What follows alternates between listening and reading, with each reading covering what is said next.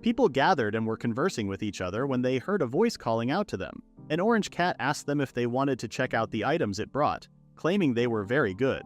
The people were fascinated by the cat merchant and asked what it was selling. They were disappointed to learn that the cat was only selling cherry tomatoes, expecting a legendary weapon or a mysterious potion from a cat merchant. With a menacing look, the cat asked them to take another look at the cherry tomato, and they would notice the difference between its product and a normal cherry tomato.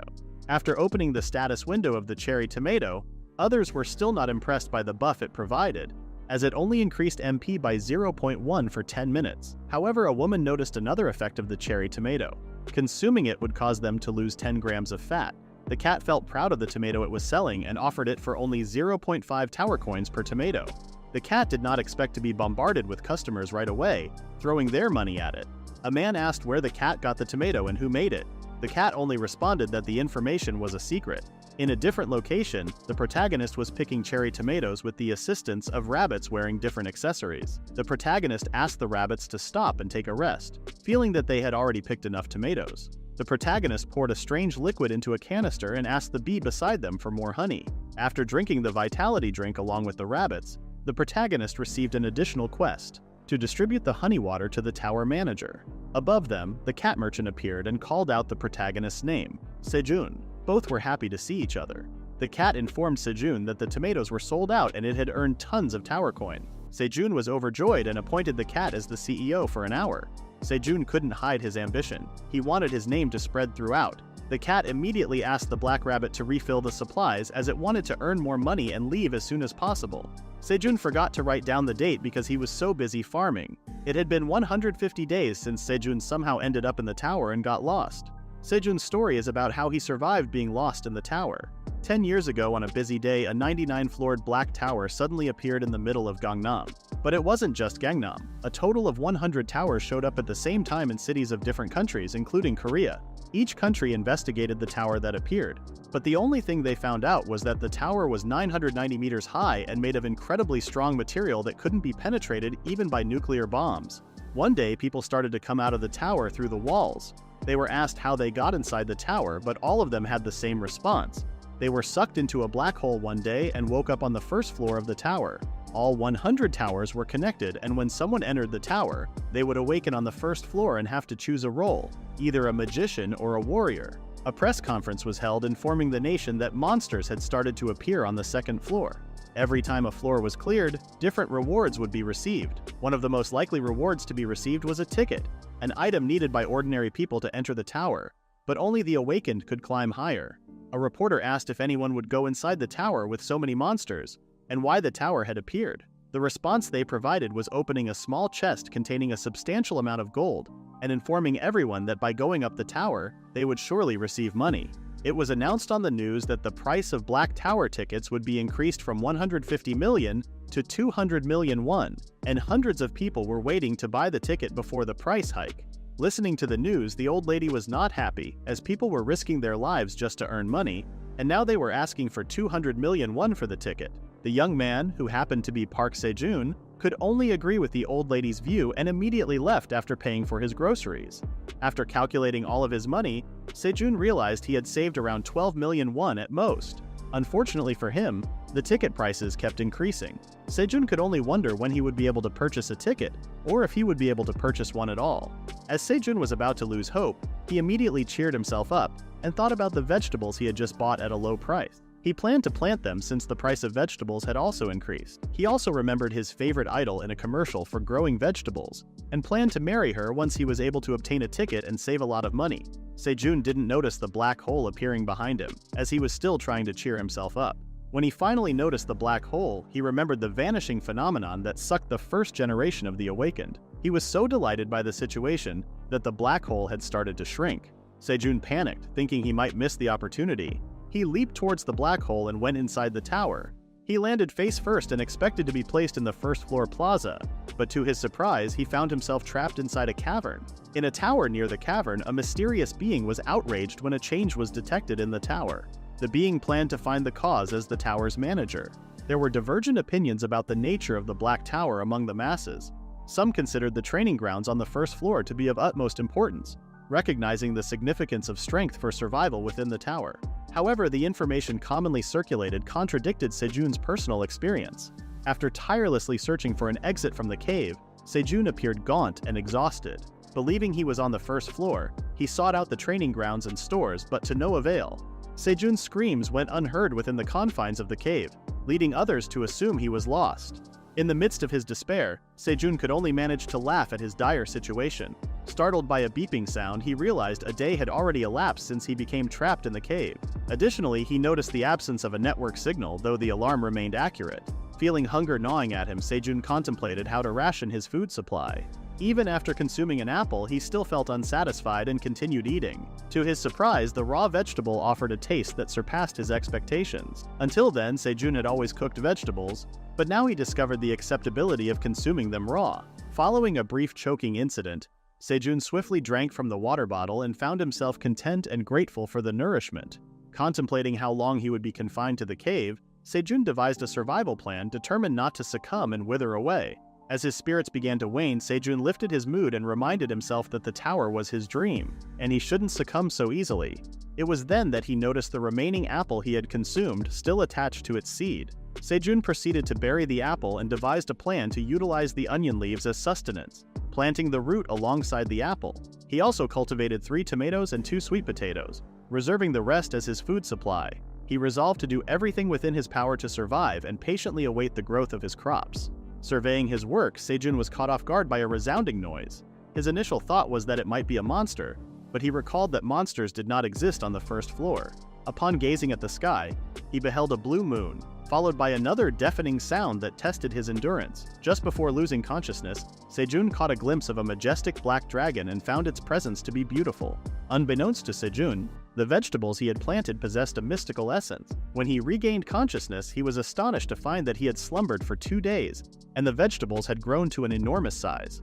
Sejun even felt as if he were leaning against a tree, uncertain whether the green onions could have grown so rapidly in just 2 days.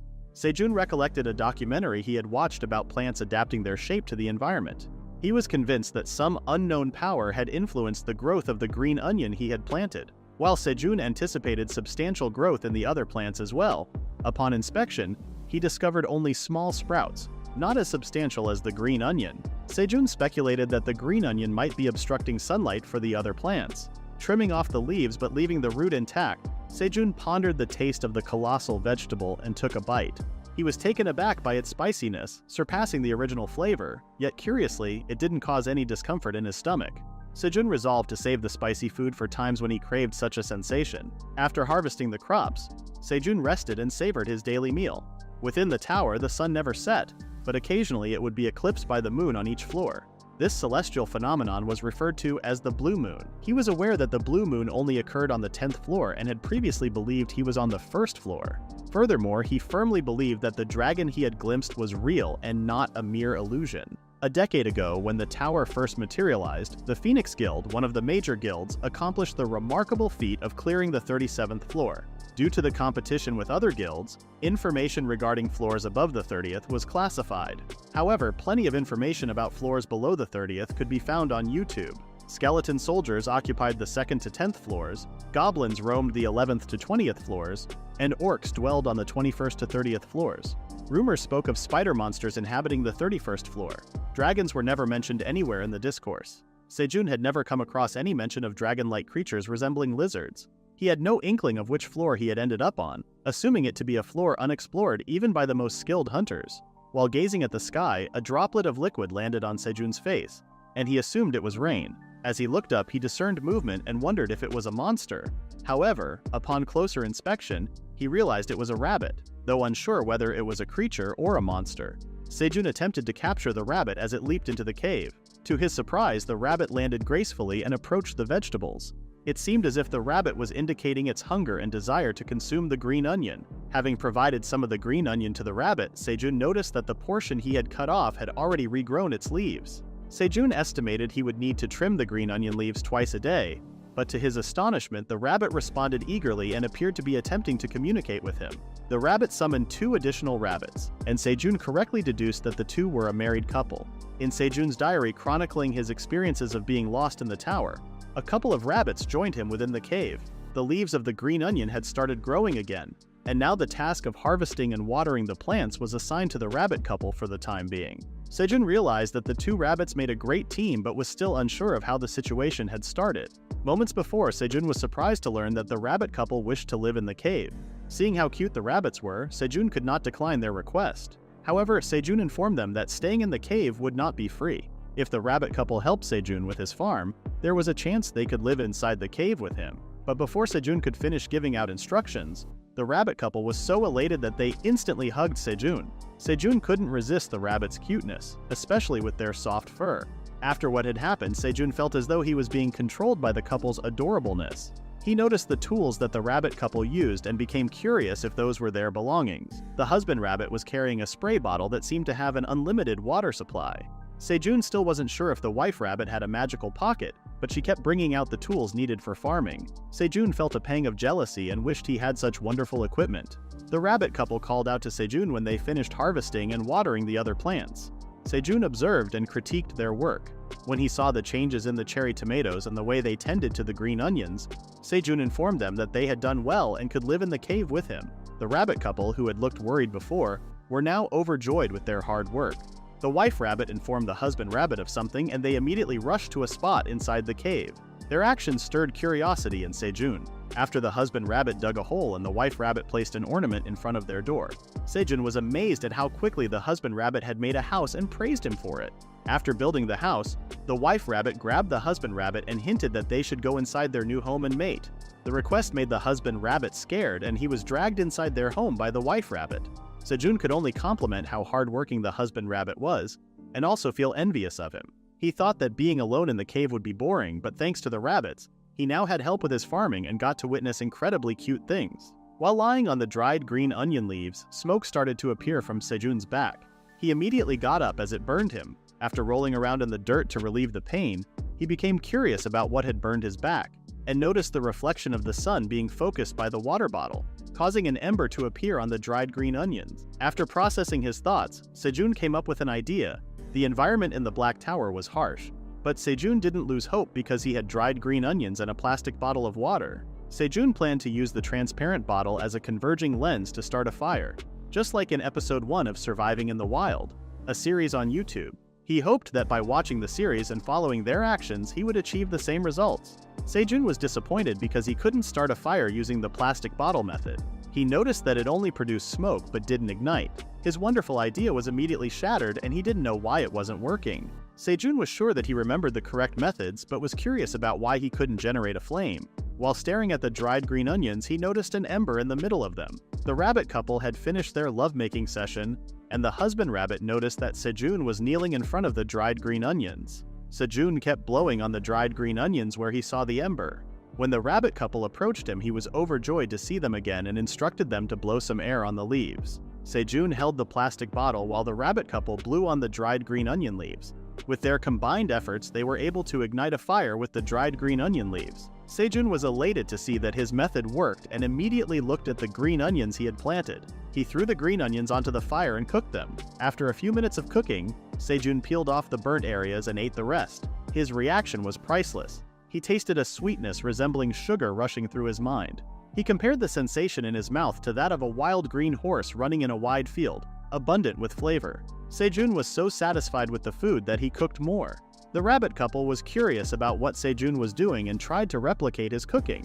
After cooking the green onions, the rabbit couple tasted the food and immediately fell in love with it. Sejun then told them they could eat more of the green onions and help themselves. The trio was overjoyed with their newfound discovery. Sejun added more information to his diary. Sejun's diary of getting lost. He had finally filled his stomach with warm food and went to sleep right away. Sejun woke up and washed his face, gazing at his farm. He had finished harvesting the green onions and watering the cherry tomatoes and sweet potatoes with the help of the rabbits. Sejun felt a sense of satisfaction after seeing the fruits of his labor. Living alongside the rabbit couple had brought about a plethora of transformations in Sejun's existence. Ever since they acquired the skill of igniting a fire, they ingeniously utilized the green onions to erect a series of torches strategically positioned throughout the cave. While observing the pond, Sejun noticed a small ripple and was taken aback when a fish lunged towards the torch. Swiftly dodging, Sejun managed to avoid the fish, which landed on the ground. It was the first time he had seen a fish inside the pond, and he wondered if the torch had attracted it. This unexpected event led to the acquisition of a fish in the cave. Sejun wrapped the fish in dried green onions and placed it near the fire to cook. After expressing his gratitude, he took a bite and found the taste satisfying. The rabbit couple grew envious and expressed their desire to eat some fish as well. Sejun was initially surprised to learn that the rabbits also ate meat, but then he realized that the rabbit couple were also considered monsters. A couple of days later, the blue moon appeared once again. Sejun discovered that on his floor, the blue moon phenomenon occurred every 30 days. Initially, Sejun used his laptop and power bank to charge his phone and keep track of the date, but eventually, those resources reached their limit. Unable to use his phone any longer, Sejun started carving the days on the wall to keep a record of the date. According to his calculations, it had been 61 days since he had become trapped inside the cave. Luckily, the rabbits maintained a strict sleeping schedule, going to bed at 7 in the evening and waking up at 5 in the morning. By following their routine, Sejun avoided any mistakes in counting the days due to the never-setting sun. After a few days, something wonderful happened. When Sejun greeted the husband rabbit in the morning, he was taken aback as a swarm of baby rabbits emerged from behind him. The couple rabbits had given birth to these adorable little ones. The baby rabbits immediately ran towards Sejun, filling him with joy, and he playfully asked if they had missed their uncle Sejun. He was delighted to be an uncle. Sejun noticed that the rabbit couple didn't seem to sleep at all and must have been finding it challenging to care for their young ones. Sejun suggested that he could take care of the baby rabbits, allowing the rabbit couple to take a break while having their breakfast. The couple agreed, and Sejun took the baby rabbits to explore the flowers blooming on the cherry tomatoes. Watching the baby rabbits play around his farm brought Sejun immense happiness. He noticed that the flowers had blossomed and turned the area into a beautiful flower garden. For the plants to bear fruit, pollination was necessary, so Sejun manually pollinated them using a stick. Sejun's back ached from spending the entire day pollinating the flowers tirelessly. He couldn't help but wish for a bee to visit his garden, but he knew it would be too greedy to ask for such a thing. Suddenly, Sejun noticed one of the baby rabbits putting its face inside a flower. The baby rabbit sneezed forcefully after inhaling the pollen, which made Sejun burst into laughter. He reminded the baby rabbit not to breathe in the pollen. While observing the flowers, Sejun spotted a green fruit. After all the hard work, they had finally produced some fruit. Both Sejun and the baby rabbit felt elated and danced joyfully on the farm. The day before the blue moon, Sejun extinguished the fire, leaving behind a tiny ember that he covered with rocks. With his preparations complete, Sejun was satisfied with the camouflage and warmth provided by the dried green onion leaves. As he looked at the sky, Sejun realized that it was almost time and bid farewell to the rabbit couple, assuring them that the blue moon was a piece of cake now. As the blue moon arrived, Sejun felt utterly exhausted. Staring at his farm, he felt tired and wondered when the phenomenon would end. Taking precautions, Sejun hid anything that emitted a scent and waited in a corner for the blue moon to pass. However, since he didn't know how many hours had gone by, every minute felt like an hour. He trembled upon hearing distant cries. Sejun hoped that the blue moon would end without any mishaps. Suddenly, he heard a new unfamiliar sound. It was the first time he had heard such a noise. A massive paw tore through the ground, creating a hole where Sejun and the rabbits were trapped. Under the blue moon, a bear monster stood before the hole. Sejun couldn't believe his eyes and pressed himself against the wall. Their eyes met, and all Sejun could do was curse his luck. In his mind, he knew he hadn't been discovered yet and needed to find a better hiding place before the bear noticed him. Trembling, Sejun slowly reached for his bag, but the movement caused all the cherry tomatoes and bottled water to spill out. Sejun was certain that the noise had attracted attention. As he stared at the fallen tomatoes, he glanced at the enormous bear, horrified to see its face peering into the hole. Sejun was taken aback and let out a scream, prompting the bear to respond with a roar. Sejun had lost consciousness during the occurrence of the blue moon. He found himself surrounded by baby rabbits and a rabbit couple. One of the baby rabbits was tugging at his mouth, and coincidentally, he dreamt of his mother waking him up. The husband rabbit had reached his limit and slapped Sejun. Startled, Sejun woke up in a panic, confused about what had transpired during the blue moon. The husband rabbit pointed out that the sky had cleared again, indicating that the blue moon had already passed. Realizing that he had blacked out, Sejun's curiosity about the events heightened, and he felt pain throughout his body. Gradually, he recollected the occurrences during the blue moon. Sejun remembered that a gigantic monster had fixed its gaze upon him and let out an earth-shattering roar. Recalling those events sent shivers down Sejun's spine, as he had narrowly escaped being killed by the colossal creature. The wife rabbit removed the rocks that covered a small fire, draped Sejun in a blanket made of green onions, and positioned the fire close to him to ward off the cold. With a cooked fish in hand, the wife rabbit brought immense joy to Sejun. He worried that the monster might have detected their location, and was uncertain whether it had sensed the presence of another monster, or simply given up due to the small size of the cave's entrance. However, there was no guarantee that a similar incident wouldn't occur during the next blue moon. Sejun humbly recognized the fortunate turn of events that had saved his life.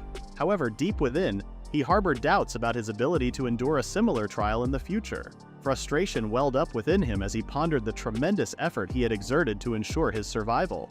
Nevertheless, he understood that in the present moment, nourishment was essential for him to persist and withstand the challenges that lay ahead. The husband rabbit summoned Sejun, piquing his curiosity about the reason behind the call. At his farm, Sejun was taken aback to see that the cherry tomatoes had already grown as large as golf balls. One particular tomato caught his attention with its exquisite appearance, but he couldn't help but wonder why it was blue. Suspecting that the fruit might be ripe, a notification appeared before him, congratulating him on successfully completing a quest to harvest a fruit infused with the energy of the blue moon.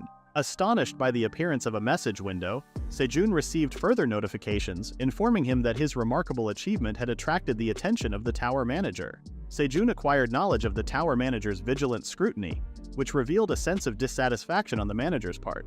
The tower manager had detected Sejun's presence as an uninvited guest, prompting a desire to conceal its own misjudgment. Sejun was taken aback by the startling revelation that he was being considered a mere error within the tower's grand scheme. Gradually, his initial surprise transformed into a growing fury as he comprehended the immense struggle he had endured for a grueling 61 days deep within the confines of the cave, only to be informed that his very existence within the tower was deemed nothing but a mistake.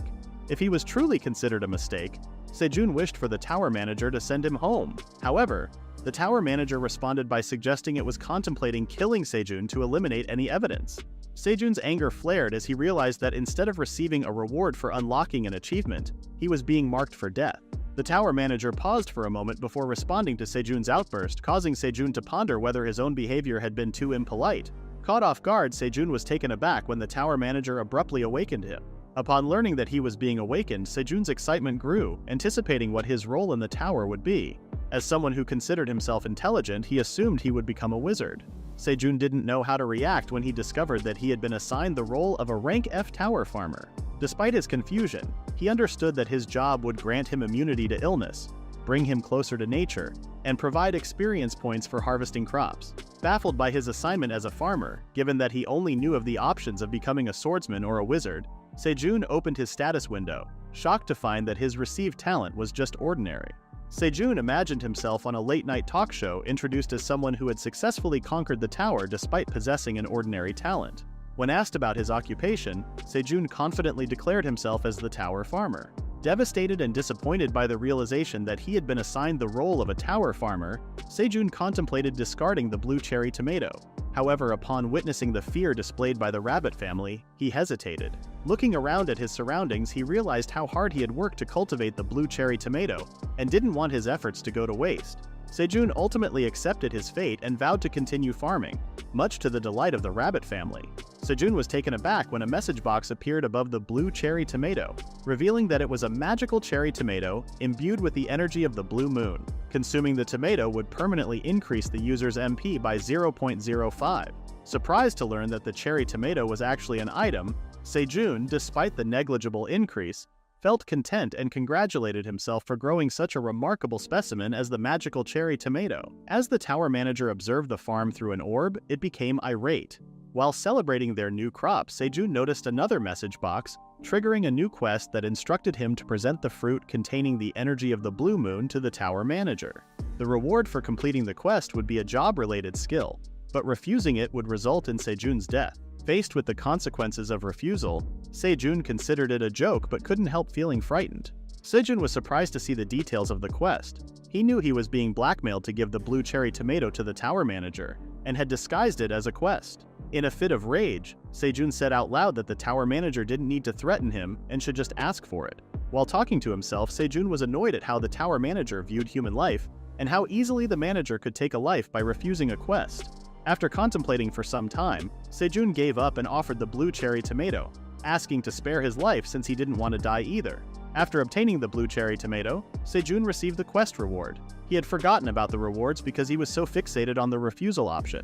The reward he received was a job-related skill, which made him very happy. He thanked the tower manager for its generosity. When he opened the reward, Sejun obtained the skill sowing. He felt disappointed by the skill he received and remembered that his job was a tower farmer, so it made sense for him to receive the sowing skill. Sejun now focused more on his farming. While trying to fish from the pond, he was able to catch a piranha, from which he obtained 2 experience points. Sejun managed to fish out 5 piranhas and gained 10 experience points.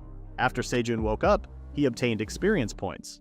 He caught several piranhas for a few days to survive and somehow reached level 2. He wanted to catch more of them, but Sejun knew that killing a living thing without any reason was not a good idea.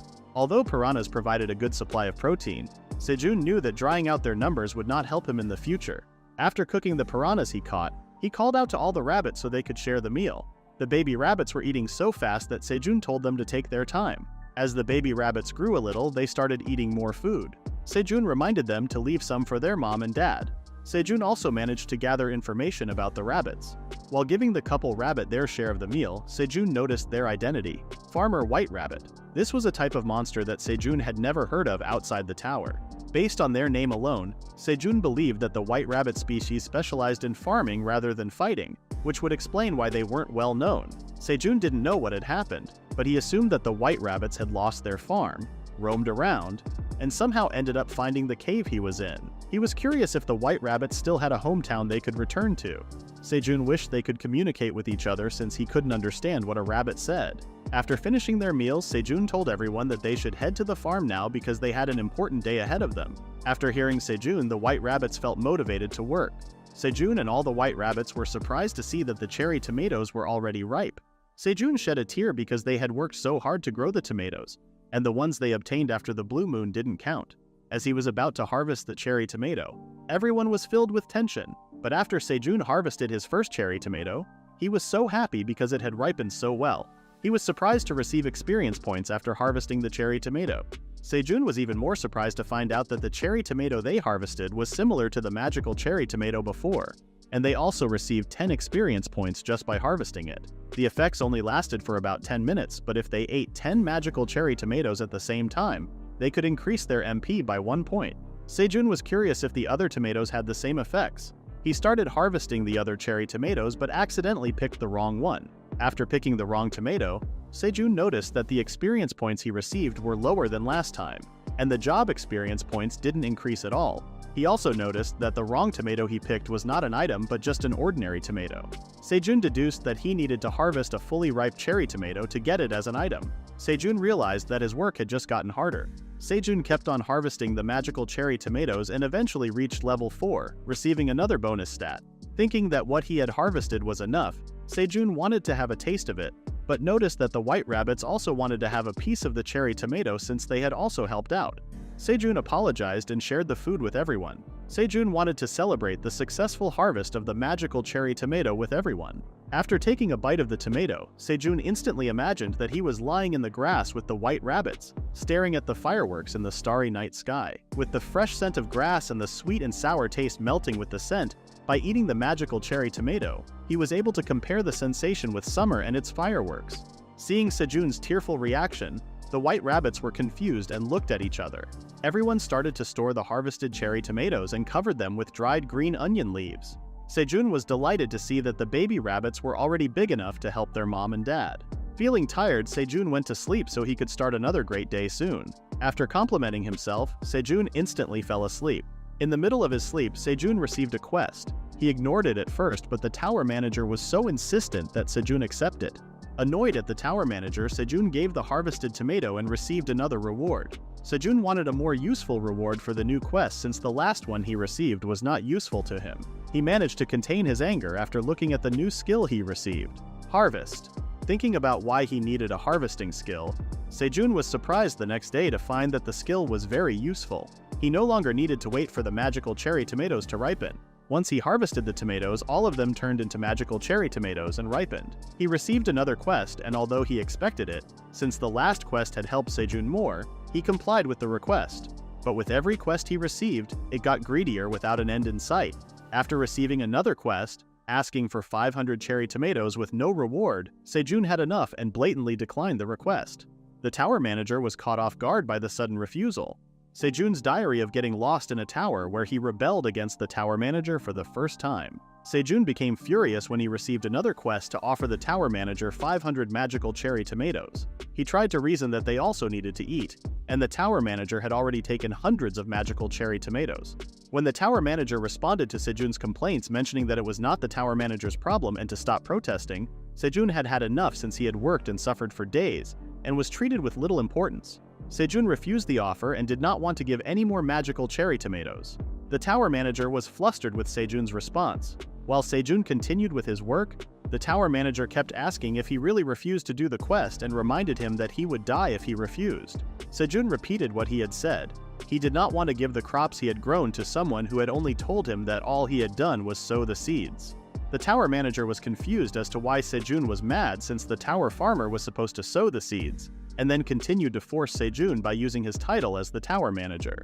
Sejun explained to the tower manager why he refused to give up the crops. He stated that he had been forcefully made to do the quests, and that the tower manager did not appreciate all the efforts he had made. The tower manager had also compensated Sejun so little and stated that as the tower manager he was a bad employer to have. The tower manager was struck by those words and was about to apologize for his treatment when he saw Sejun eating the magical cherry tomatoes. The tower manager was furious because of Sejun's actions and threatened him, stating that if he did not do the quest, the tower manager would surely kill him. As a compromise, Sejun offered 5 magical cherry tomatoes, and the rest would be given later since he needed to feed the other kids as well. The tower manager accepted the offer for just one time.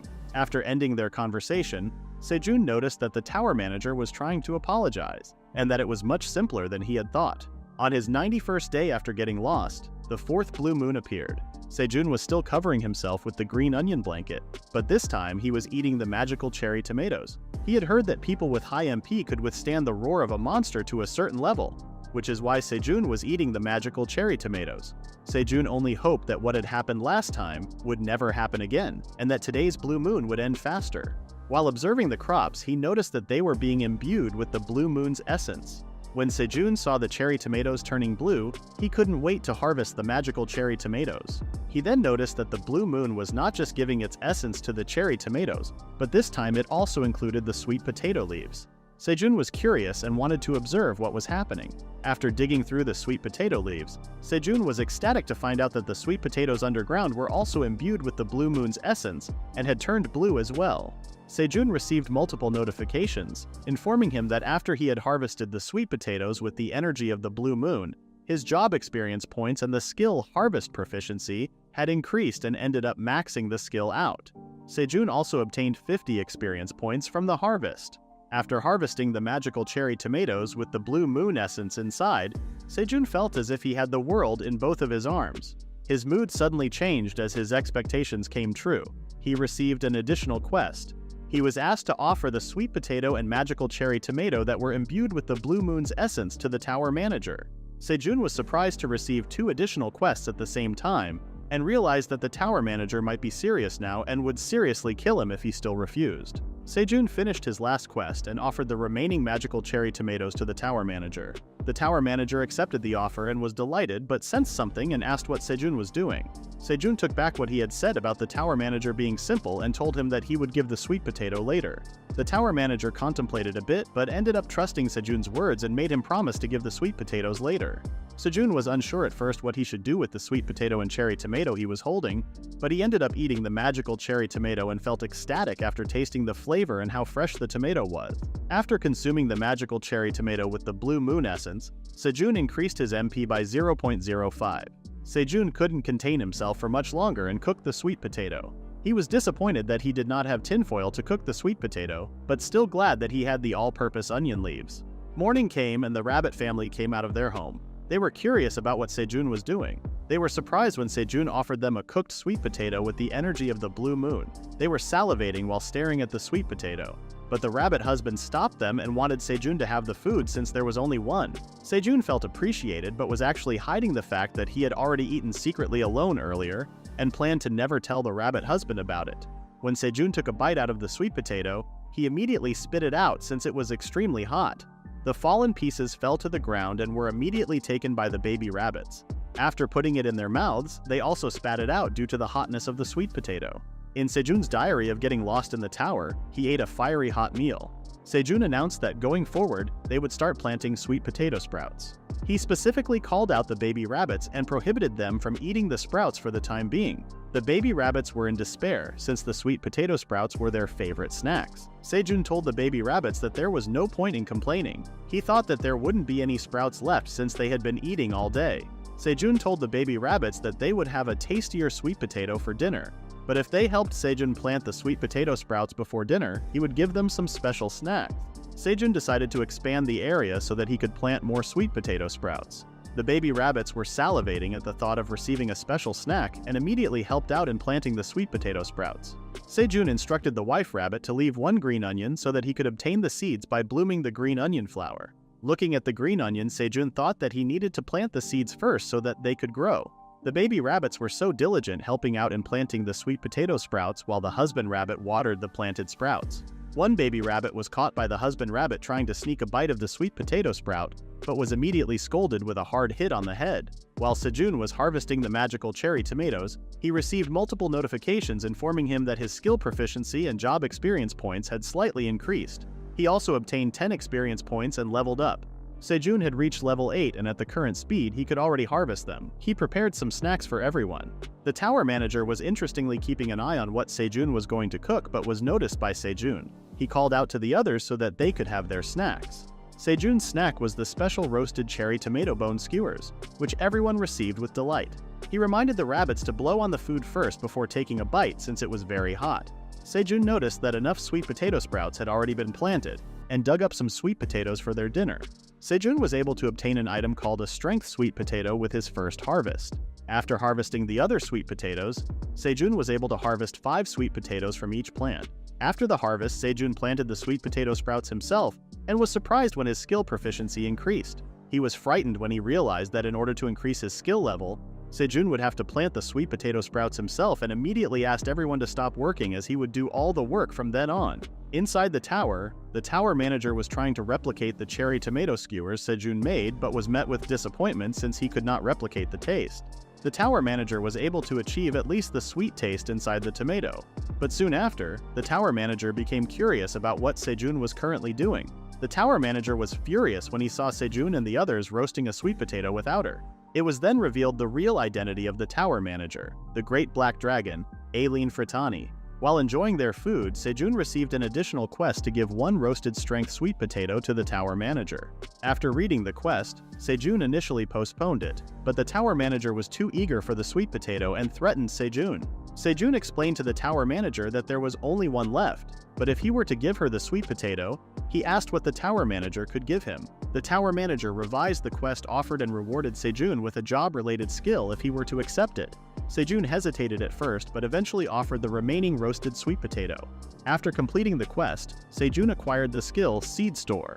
When the skill is activated, a product can be purchased at the seed shop once every 30 days. Sejun was very happy with his new skill and now planned to purchase a different seed to plant on his farm. When he activated the Seed Store skill, he was confused at first when it mentioned that he had no previous transactions in the seed store. Sejun was curious about how he could purchase the seeds. Since he didn't have any money with him, Sejun wondered if he could barter some goods for them. He then received a notification, congratulating him for becoming the first rookie-tier customer of the seed store. Sejun was then provided with 1 tower coin to be deposited into his account at the seed bank. After thanking the seed store for their generosity, Sejun became curious about what he could purchase from the seed store. He was informed that he would be presented with 3 random seeds being sold for the day and he could only purchase 1 seed with his current level. Sejun contemplated hard on which seed he should choose. Since he couldn't make kimchi, the red pepper and cabbage were out of the option, leaving the carrot seed as his remaining choice. Just by the word carrot, the rabbit family became more excited. Sejun eventually received a kick to the face from the husband rabbit since he was teasing the rabbit family too much. After purchasing the carrot seeds, Sejun also received seed store mileage, which could be used to help him level up. Upon receiving the seeds, Sejun sarcastically mentioned that the pocket looked more expensive than the seeds. Observing their movements, the tower manager was satisfied with Sejun's purchase, which made Sejun more suspicious of the tower manager. Everyone was very excited to plant the new seed they received. In the distance, a new monster was lurking among the plants. In Sejun's diary of getting lost in the tower, he received new carrot seeds from his first trade at the seed shop. After receiving the carrot seeds and planting them, Sejun noticed that the couple rabbits have been happy, even though the seeds have yet to sprout. He was curious if the rabbit couple really loved carrots a lot. Sejun plans to take a nap first before pollinating the flowers and cutting the onions in the afternoon. He was awoken from his sleep because a bug kept on disturbing him in his sleep. Seeing the bug for the first time, Sejun liked it since it was very cute. When he checked the bug's name, he immediately backed off since it was named Poison Honeybee. Sejun tried to warn the others about the poison honeybee but was surprised to know that they are already running away, leaving Sejun with the poison honey for himself. Sejun was warned by the tower manager that the poison honeybees are carnivorous monsters that sting and eat flesh. Avoiding them is the best course of action. Sejun was now more afraid to know that the honeybees eat flesh. He pleaded that he is not delicious and to spare him. As a last course of action, Sejun grabbed anything and tried to hit the poison honeybee with it. The poison honeybee was confused as to why Sejun is presenting him with flowers. But looking closer, the honeybee likes what is inside the flower. Opening his eyes, Sejun finally saw what the honeybee was doing. He then asked the tower manager about the information he shared of the honeybee being carnivorous, but now it is eating the flower. Sejun suddenly had an idea, and asked the poison honeybee if it was still hungry. It could eat the other flowers as well to his heart's content. This offer made the poison honeybee really happy. Laughing menacingly, Sejun's plan was to have the poison honeybee do the work so that he does not need to pollinate the cherry tomatoes anymore. The rabbit family was hiding behind a rock while being told by Sejun that he was mad since he was left by the rabbit family. After eating the other flowers, the poison honeybee came back, which made Sejun more cautious. The poison honeybee landed on Sejun's shirt and started sleeping. Sejun was flustered but still appreciated how cute the poison honeybee was, but was curious if it wouldn't sting him. Sejun's diary of getting lost in the tower, a new member has been added to the family. It is the 120th day after getting lost. Sejun and the others are still busy tending to their farm. Sejun became annoyed when the baby rabbits kept on playing near the farm while he was working. Even though Sejun was mad at them, he was still happy that the baby rabbits were still having a great time playing around. The poison honeybee then landed on Sejun's shoulder as it was finished sucking all the nectars of the plants. It had been several weeks since the poison honeybee came to the cave. She goes to work in the morning, sucks nectars and returns to the forest outside the cave in the evening. Sejun was unsure if the poison honeybee is going back to her own group, but after a few days, she had started spitting out honey. Combining the freshly grilled green onion with honey, it became everyone's instant favorite. Sejun was freaked out at first because he thought poison honeybee was poisonous, but thanks to her, Sejun was able to quickly expand the field to get honey. In just a few months, Sejun will be able to eat so much honey to the point that he won't get jealous of the bears anymore. Sneaking behind him is the tower manager who felt happy for him. Looking at the rock where he counted the days, he noticed that the blue moon was coming soon. This made Sejun become worried and hoped that it would go safely this time as well. On the 121st day after getting lost, Sejun had prepared and stocked all the necessities he needed for the blue moon. He also noticed that the poison honeybee no longer comes to the cave anymore, and assumed that she is preparing for the blue moon as well. Sejun noticed that the white rabbit family seemed more anxious today. Since it was almost time for the blue moon, Sejun called out the white rabbits to go home but was confused when they hugged one another. Both the husband and wife rabbit instantly ran away and said their goodbyes from the baby rabbits. This confused Sejun so much and was worried for the safety of the baby rabbits. But when the blue moon came, Sejun was somehow frightened. When he turned, the baby rabbits had become scary monsters with sharp teeth. Sejun was scared by what was happening to the baby rabbits. They had sharp teeth and scary eyes showing on their faces, but after a few moments they emitted a bright light that turned them into fluffy adult rabbits. Sejun was surprised by the sudden change but still happy that the baby rabbits had become adults. Sejun was curious because one of the adult rabbits had a different color from the rest. The others looked like their parents, but one rabbit turned black. It had been the 5th blue moon since the rabbits were born. Sejun thought their transformation was like a coming-of-age ceremony, and the rabbits seemed to agree. Sejun acted sad and told the rabbits that something was wrong with them during the transformation. As punishment, Sejun playfully grabbed each rabbit and gave them kisses.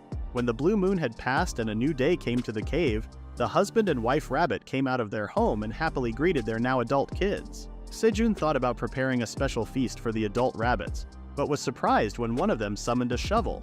Each rabbit summoned a different tool: a cart, sickle, and water can. Sejun guessed that when a farmer rabbit becomes an adult, they get their own tool. He noticed that the black rabbit hadn't summoned a tool yet, so he asked the rabbit about it.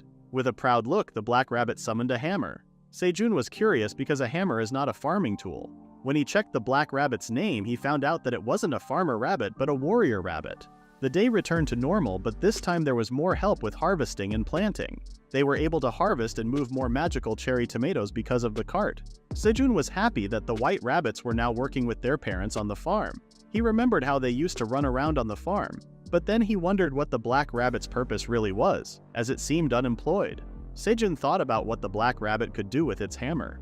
Since it's a warrior, its job would be to fight, but there wouldn't be any fighting happening inside the cave. The black rabbit had an idea and pointed to a pond. Sejun realized that the black rabbit could hunt fish. Hunting is a kind of fighting, and this time the black rabbit could be helpful. Sejun planned to lure the fish with a torch and the black rabbit would catch them, which the black rabbit agreed to. Sejun went near the pond and moved the torch around to attract the fish. Then he signaled the black rabbit to catch the fish. But when the black rabbit used its hammer, its strike was so strong that it destroyed the fish. Sejun was surprised by the black rabbit's power but felt sad about what happened to the fish.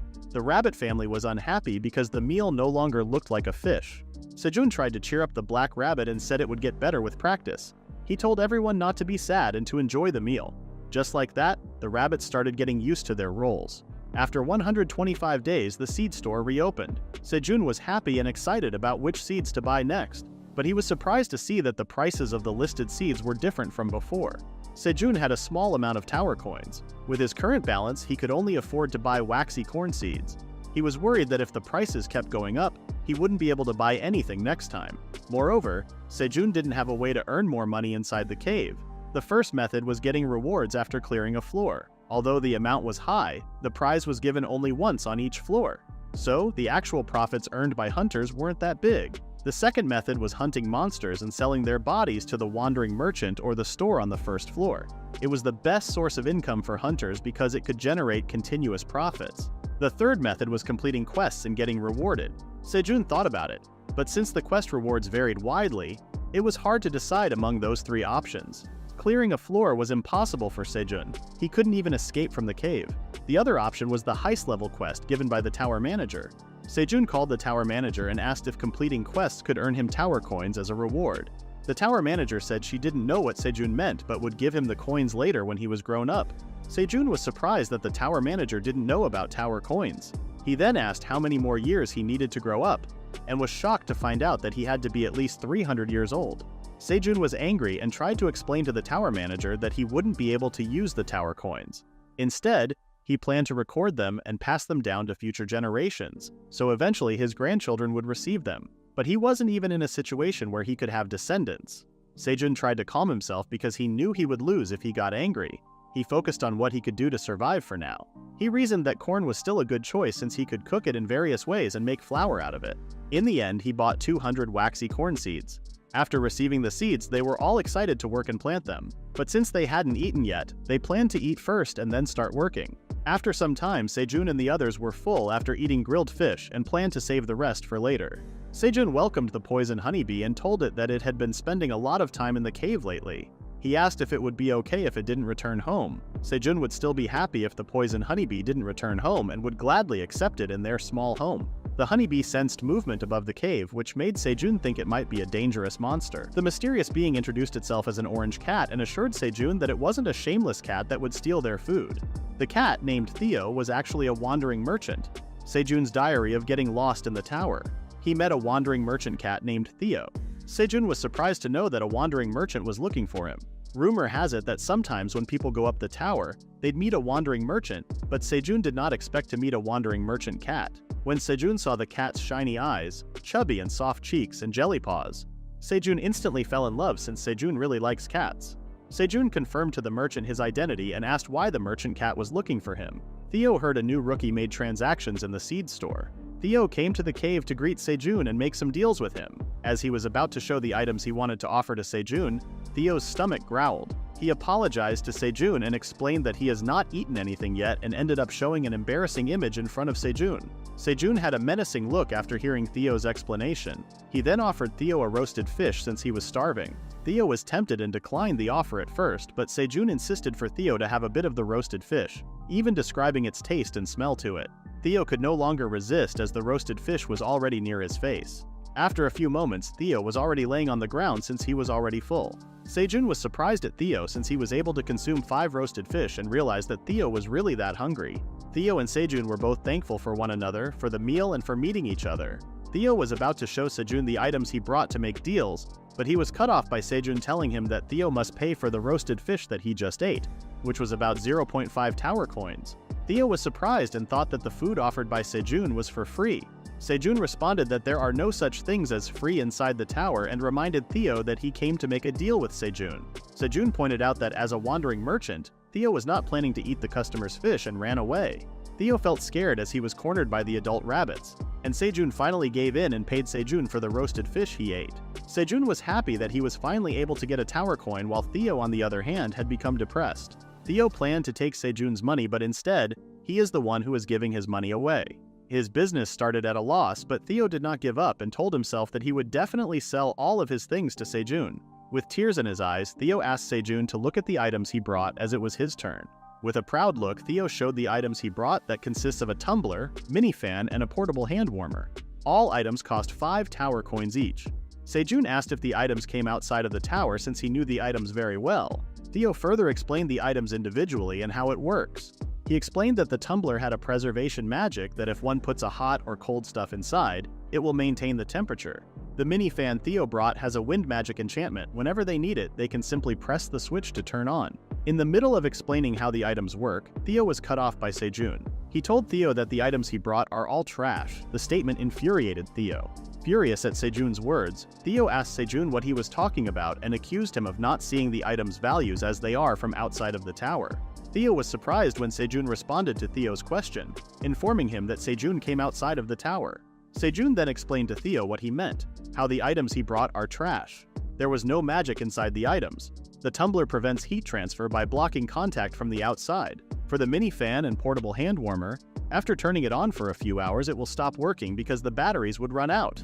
Theo refused to believe Sejun's words, telling him that Scarum definitely told him that there was magic inside the items, but was immediately met with the horrible reality when the mini fan stopped working due to the batteries being drained completely. Theo tried hitting the mini fan for it to work, but to no avail. Sejun told Theo that he may have been scammed by Scarum, the one that sold Theo useless things. Theo was depressed since he believed Scarum because he was kind to him. Theo bursted crying as he finally accepted the fact that he was scammed by Scarum. Sejun, on the other hand, was surprised that Theo's tone changed. Now Theo is adding Nia at the end of his sentence. Feeling bad, Sejun asked Theo what happened. Theo told his story. He is from the 75th floor, which is one of the tower's neutral zones. For a long time, Theo admired Meryl, the most beautiful girl in the Granar village. Theo confessed to Meryl and asked her to date him, but was only met with disgust when Meryl slapped the bouquet of fish Theo brought and told him that she did not like the smell of cheap rice fish. A voice told Theo that he should know his place. It was Oren, the son of the richest cat in the village. Oren told Theo that he should not give a low-grade rice fish to a lady and instead bring at least a high-quality salmon as a gift. Thinking that Meryl would slap the gift as well as he knows that she hates greasy food, Theo is surprised to see that Meryl liked the salmon Oren bought for her. Meryl was about to go with Oren when Theo held his hand and asked if the memories they shared together were just nothing for her. Meryl told Theo angrily that he was delusional. She only smiled a few times, but Theo ended up following him around even after telling him that she was not interested in him. Theo was so sad that he ended up leaving the village and decided to run away, becoming a wandering merchant. He was determined to become rich and get his revenge. Theo brought the necessary license and equipment to become a wandering merchant using his lifelong savings worth 50 tower coins. He was going to buy something from the peddler with the remaining 5 tower coins to resell them, but was tricked by Scarum telling him that the items he is selling is being collected by the creatures on the upper floor as a hobby. When Theo finally agreed to take the deal, Scarum gave him a map for a bonus. He was informed by Scarum that the map had the location of the new user of the seed store, and he could make a great profit on the new member if he was lucky. Sejun realized after hearing Theo's story that he is a total pushover, but immediately thought of an idea. Sejun tried to calm Theo down and offered him another roasted fish and promised him that he would not be charged. Sejun would even consider the meals he had before as a treat. In exchange, he sked if Theo could work with them. Sejun's diary of getting lost in the tower, Sejun found a partner.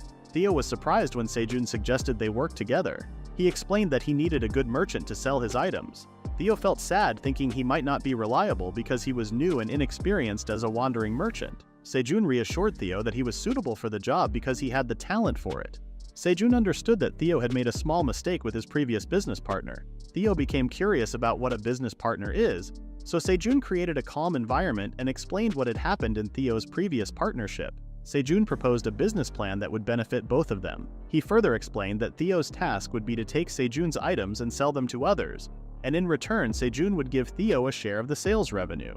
Curious about the incentive, Theo asked Sejun. Sejun responded that Theo had to sell the items at prices higher than the ones set by Sejun. Theo had the ability to do so. For every item Theo managed to sell, he would receive 5% of the selling price. Theo felt scared and doubtful because he would only receive a small percentage from the sales. He thought the conditions were unfavorable for him. While drinking, Theo didn't plan on being deceived again. Sejun informed Theo that the most important thing in their partnership was that it wasn't limited to just the incentive. Sejun would also pay Theo with 10 grilled fish or equivalent coins every week. Theo couldn't help but salivate at the pile of grilled fish being offered, but he was still hesitant to sign the contract because he was afraid of being deceived once more.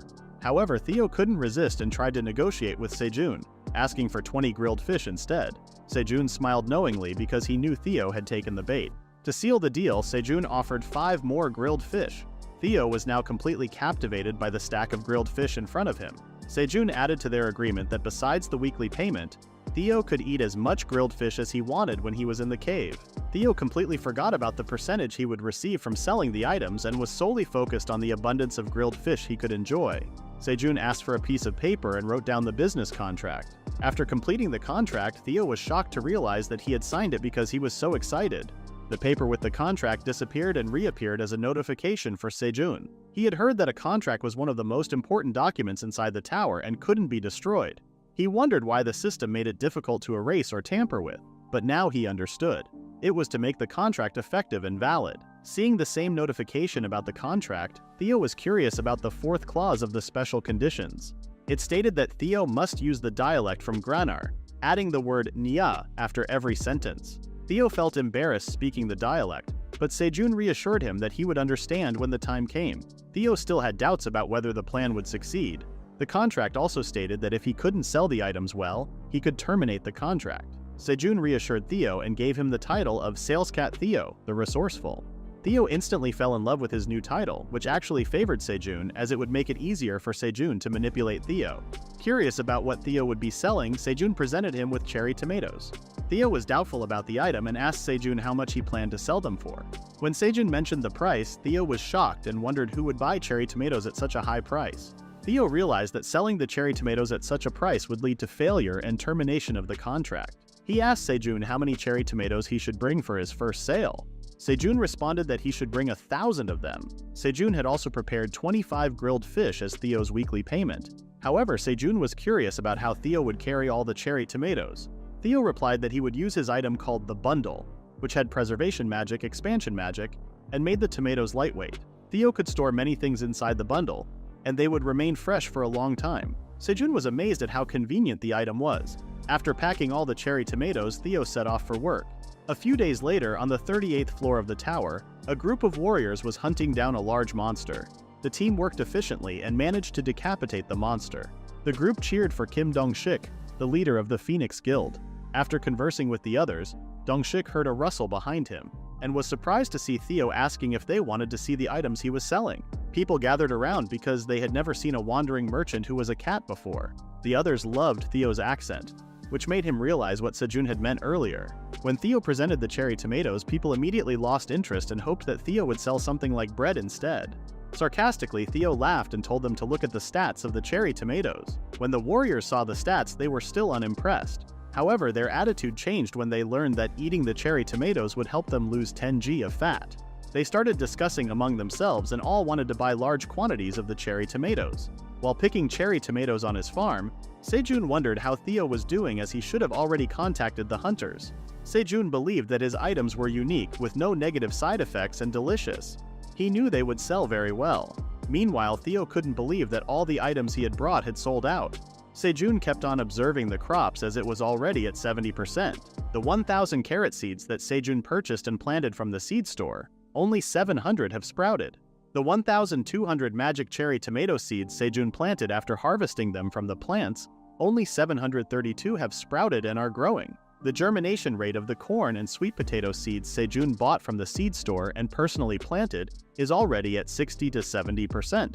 The germination rate of the carrots and cherry tomatoes are also similar. Sejun hoped that the crops would sprout more. He assumed that the reason why Sejun's crops do not sprout that much is because of his farmer level, or that the land is not fertile because it is inside the cave. Now that they have Theo to earn the tower coins, Sejun is more motivated to harvest as many crops as possible. Sejun and the wife rabbit noticed fire play portrayed by the black rabbit to lure out the fishes. After throwing the torch up above, multiple fish leaped towards it, allowing for Black Rabbit to swiftly strike all of the fish in one go. Sejun was amazed with Black Rabbit's skills. He also noticed that black rabbits have gotten pretty good at hunting too. The black rabbit all of a sudden emits a light around him, which makes him level up. He was so happy for the black rabbit as he had only witnessed the other white rabbits leveling up. The black rabbit felt proud and was given a round of applause by the white rabbits. After hunting down the fish in the pond, Sejun suggested for them to take a break and drink some coffee. He then opened the tumbler that contained coffee sticks. He was so glad about Theo being scammed by Scarum, as they did not open the tumbler and not reveal the contents inside it. If Theo tried to sell the coffee to Sejun, he would have spent all of his money just to buy the coffee. Sejun thanked them for their ignorance because he is now able to obtain good quality stuff for free. Even though Sejun did not have any tools to boil water, let alone ice cubes to make iced Americano, being able to make a coffee inside the cave is luxury for Sejun already. With the help of poison honeybee's honey, Sejun was able to create honey Americano, a combination of coffee powder dissolved in the cool cave's water mixed with honey. With one slurp of the drink, it can relieve fatigue and hunger at the same time. Sejun offered the drink to the adult rabbits but was displeased with the taste.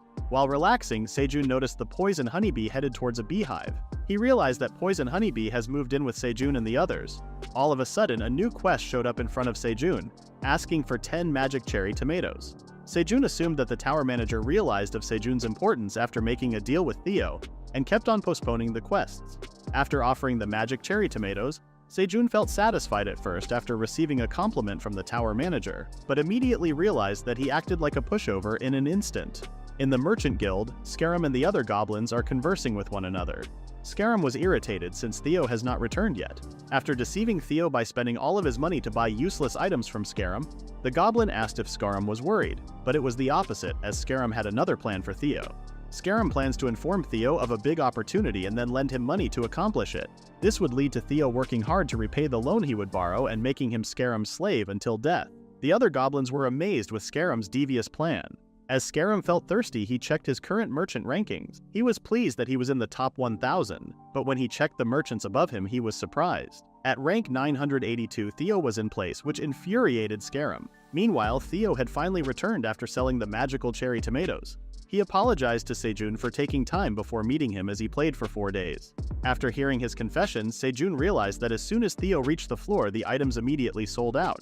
With a sinister smile, Sejun threatened Theo that if he did not give him the details of the transaction, he would likely face Sejun's scary side. After a few moments, Theo finished informing Sejun of the events of Theo's journey, and gave the money earned from the cherry tomatoes. Sejun demoted Theo because of his actions, and his title would be reinstated if Theo works hard and will raise the incentive to 5%. Theo decided to use their dialect always since it attracts customers. This decision made Sejun very happy since everyone would finally know his name. Theo was curious what Sejun meant, which Sejun explained that in each item they sell, the farmer's name is displayed and will let people know that he cultivated the tomatoes. Theo became frightened as he realized one grave mistake. There's a system for a beginner wandering merchant that forcibly hides the origin of their goods. The policy is meant to prevent wealthy wandering merchants from stealing the suppliers of beginner merchants. Since Theo is still a beginner, which means that Sejun's name is covered in the items. Theo plans to never tell the secret to Sejun because he is scared of being demoted another time. He then asked for more magic cherry tomatoes so that he could sell more. But what Theo really wanted is that he wishes for his level to increase, so the restriction will be removed, and the cultivator's name will be revealed. Sejun became curious of Theo's action, and assumed that he believed all of Sejun's words. Outside the tower, the hunters from the Phoenix Guild were having a pleasant conversation, taking their time. Dongshik, the guild leader, received a message from his daughter asking him to buy more magical cherry tomatoes because they were effective. After reading the message, Dongshik cried, and a guild member asked what was wrong. Dongshik explained that his daughter, who was always annoyed because of her diet, was now happy because she was losing weight. Dongshik regretted only buying 20 pieces of magical cherry tomatoes. He didn't know his daughter would love them so much, so he left the rest for his team. Others were curious why girls were so obsessed with the cherry tomatoes.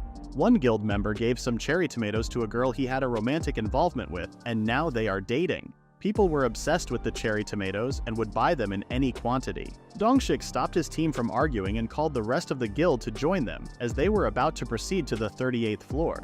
Coincidentally, the female members of the guild arrived and informed their leader that they were prepared to buy the magical cherry tomatoes. They phrased it as getting ready for an expedition. The women were physically prepared to deal with monsters, but their real intention was to buy more magical cherry tomatoes. They all agreed to the plan and headed to the 38th floor. Dongshik, like everyone else, also wanted to obtain more magical cherry tomatoes for his daughter no matter what.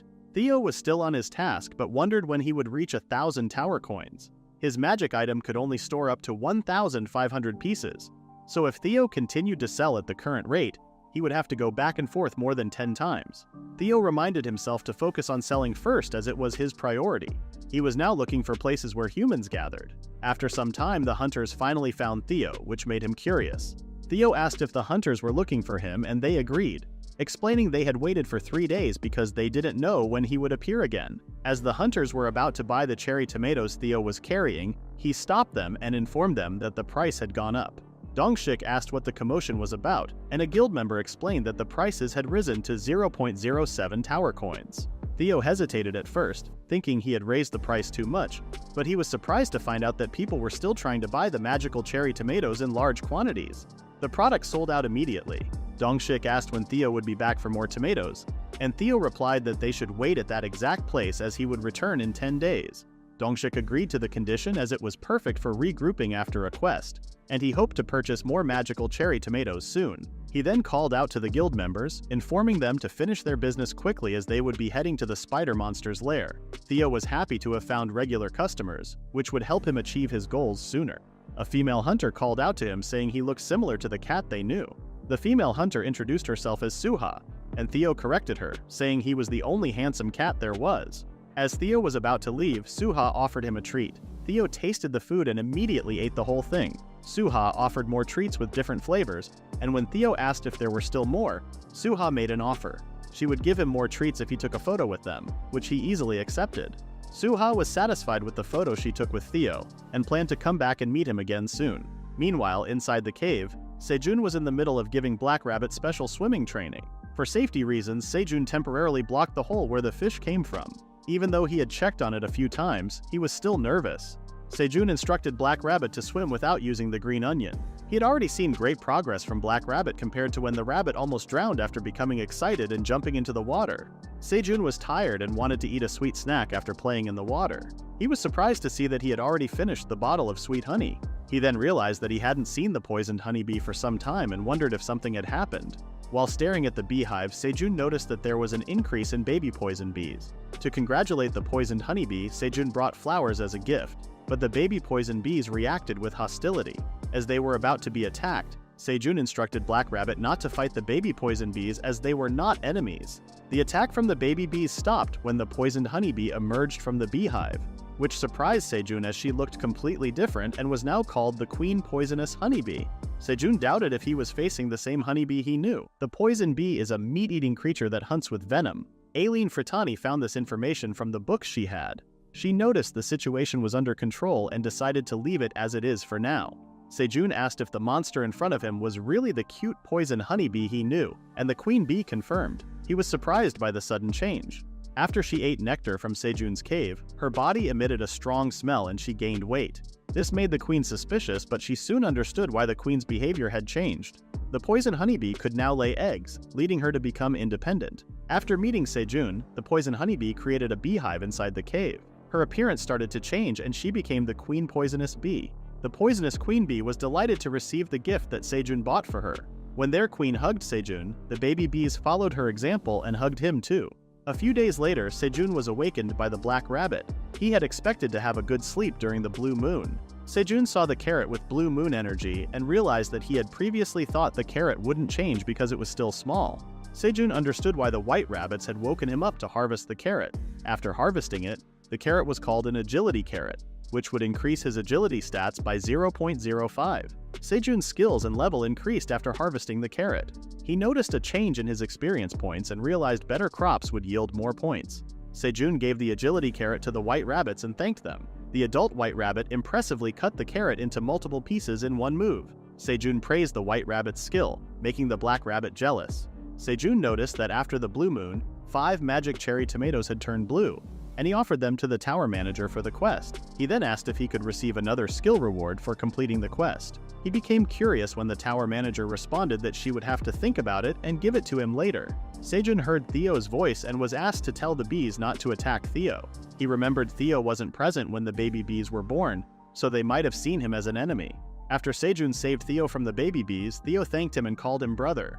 Sejun corrected him, stating that Theo was his employee while holding his face.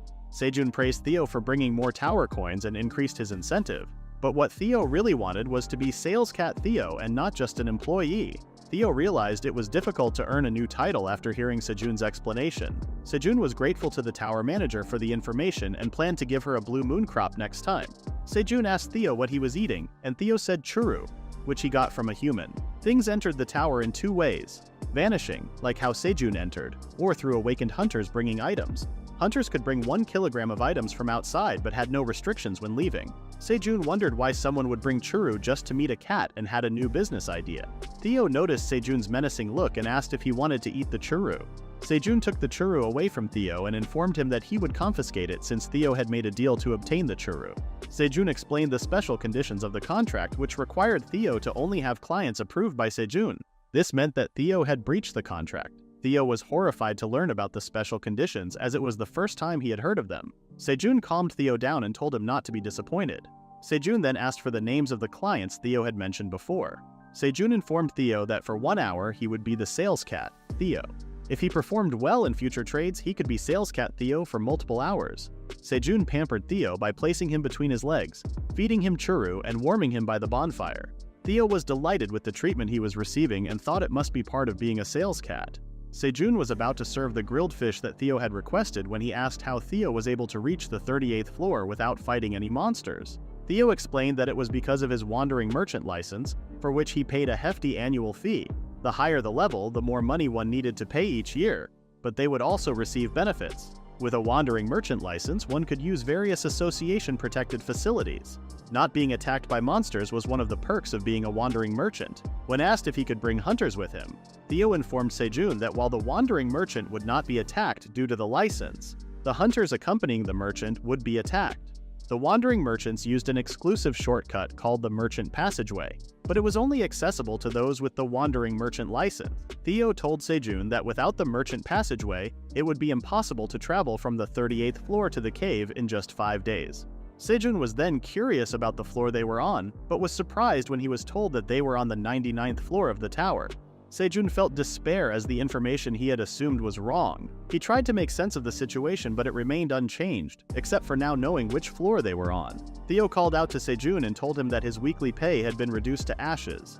Sejun prepared another batch of grilled fish while contemplating whether he should give up on leaving the tower, considering it had only been a few weeks since the hunters started climbing the 40th floor. Theo tried to boss Sejun around, instructing him to grill the fish properly and not let it burn. But he was surprised when he was told that his hour of being a sales cat had finished. Sejun noticed the crest on Theo while he was still sad about no longer being a sales cat. Sejun imagined a group of hunters lost inside the tower with no potions or supplies.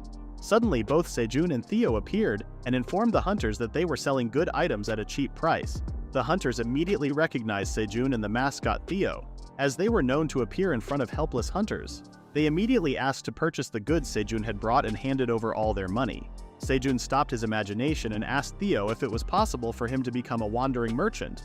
Unfortunately for Sejun, Theo explained that only creatures born inside the tower could become wandering merchants.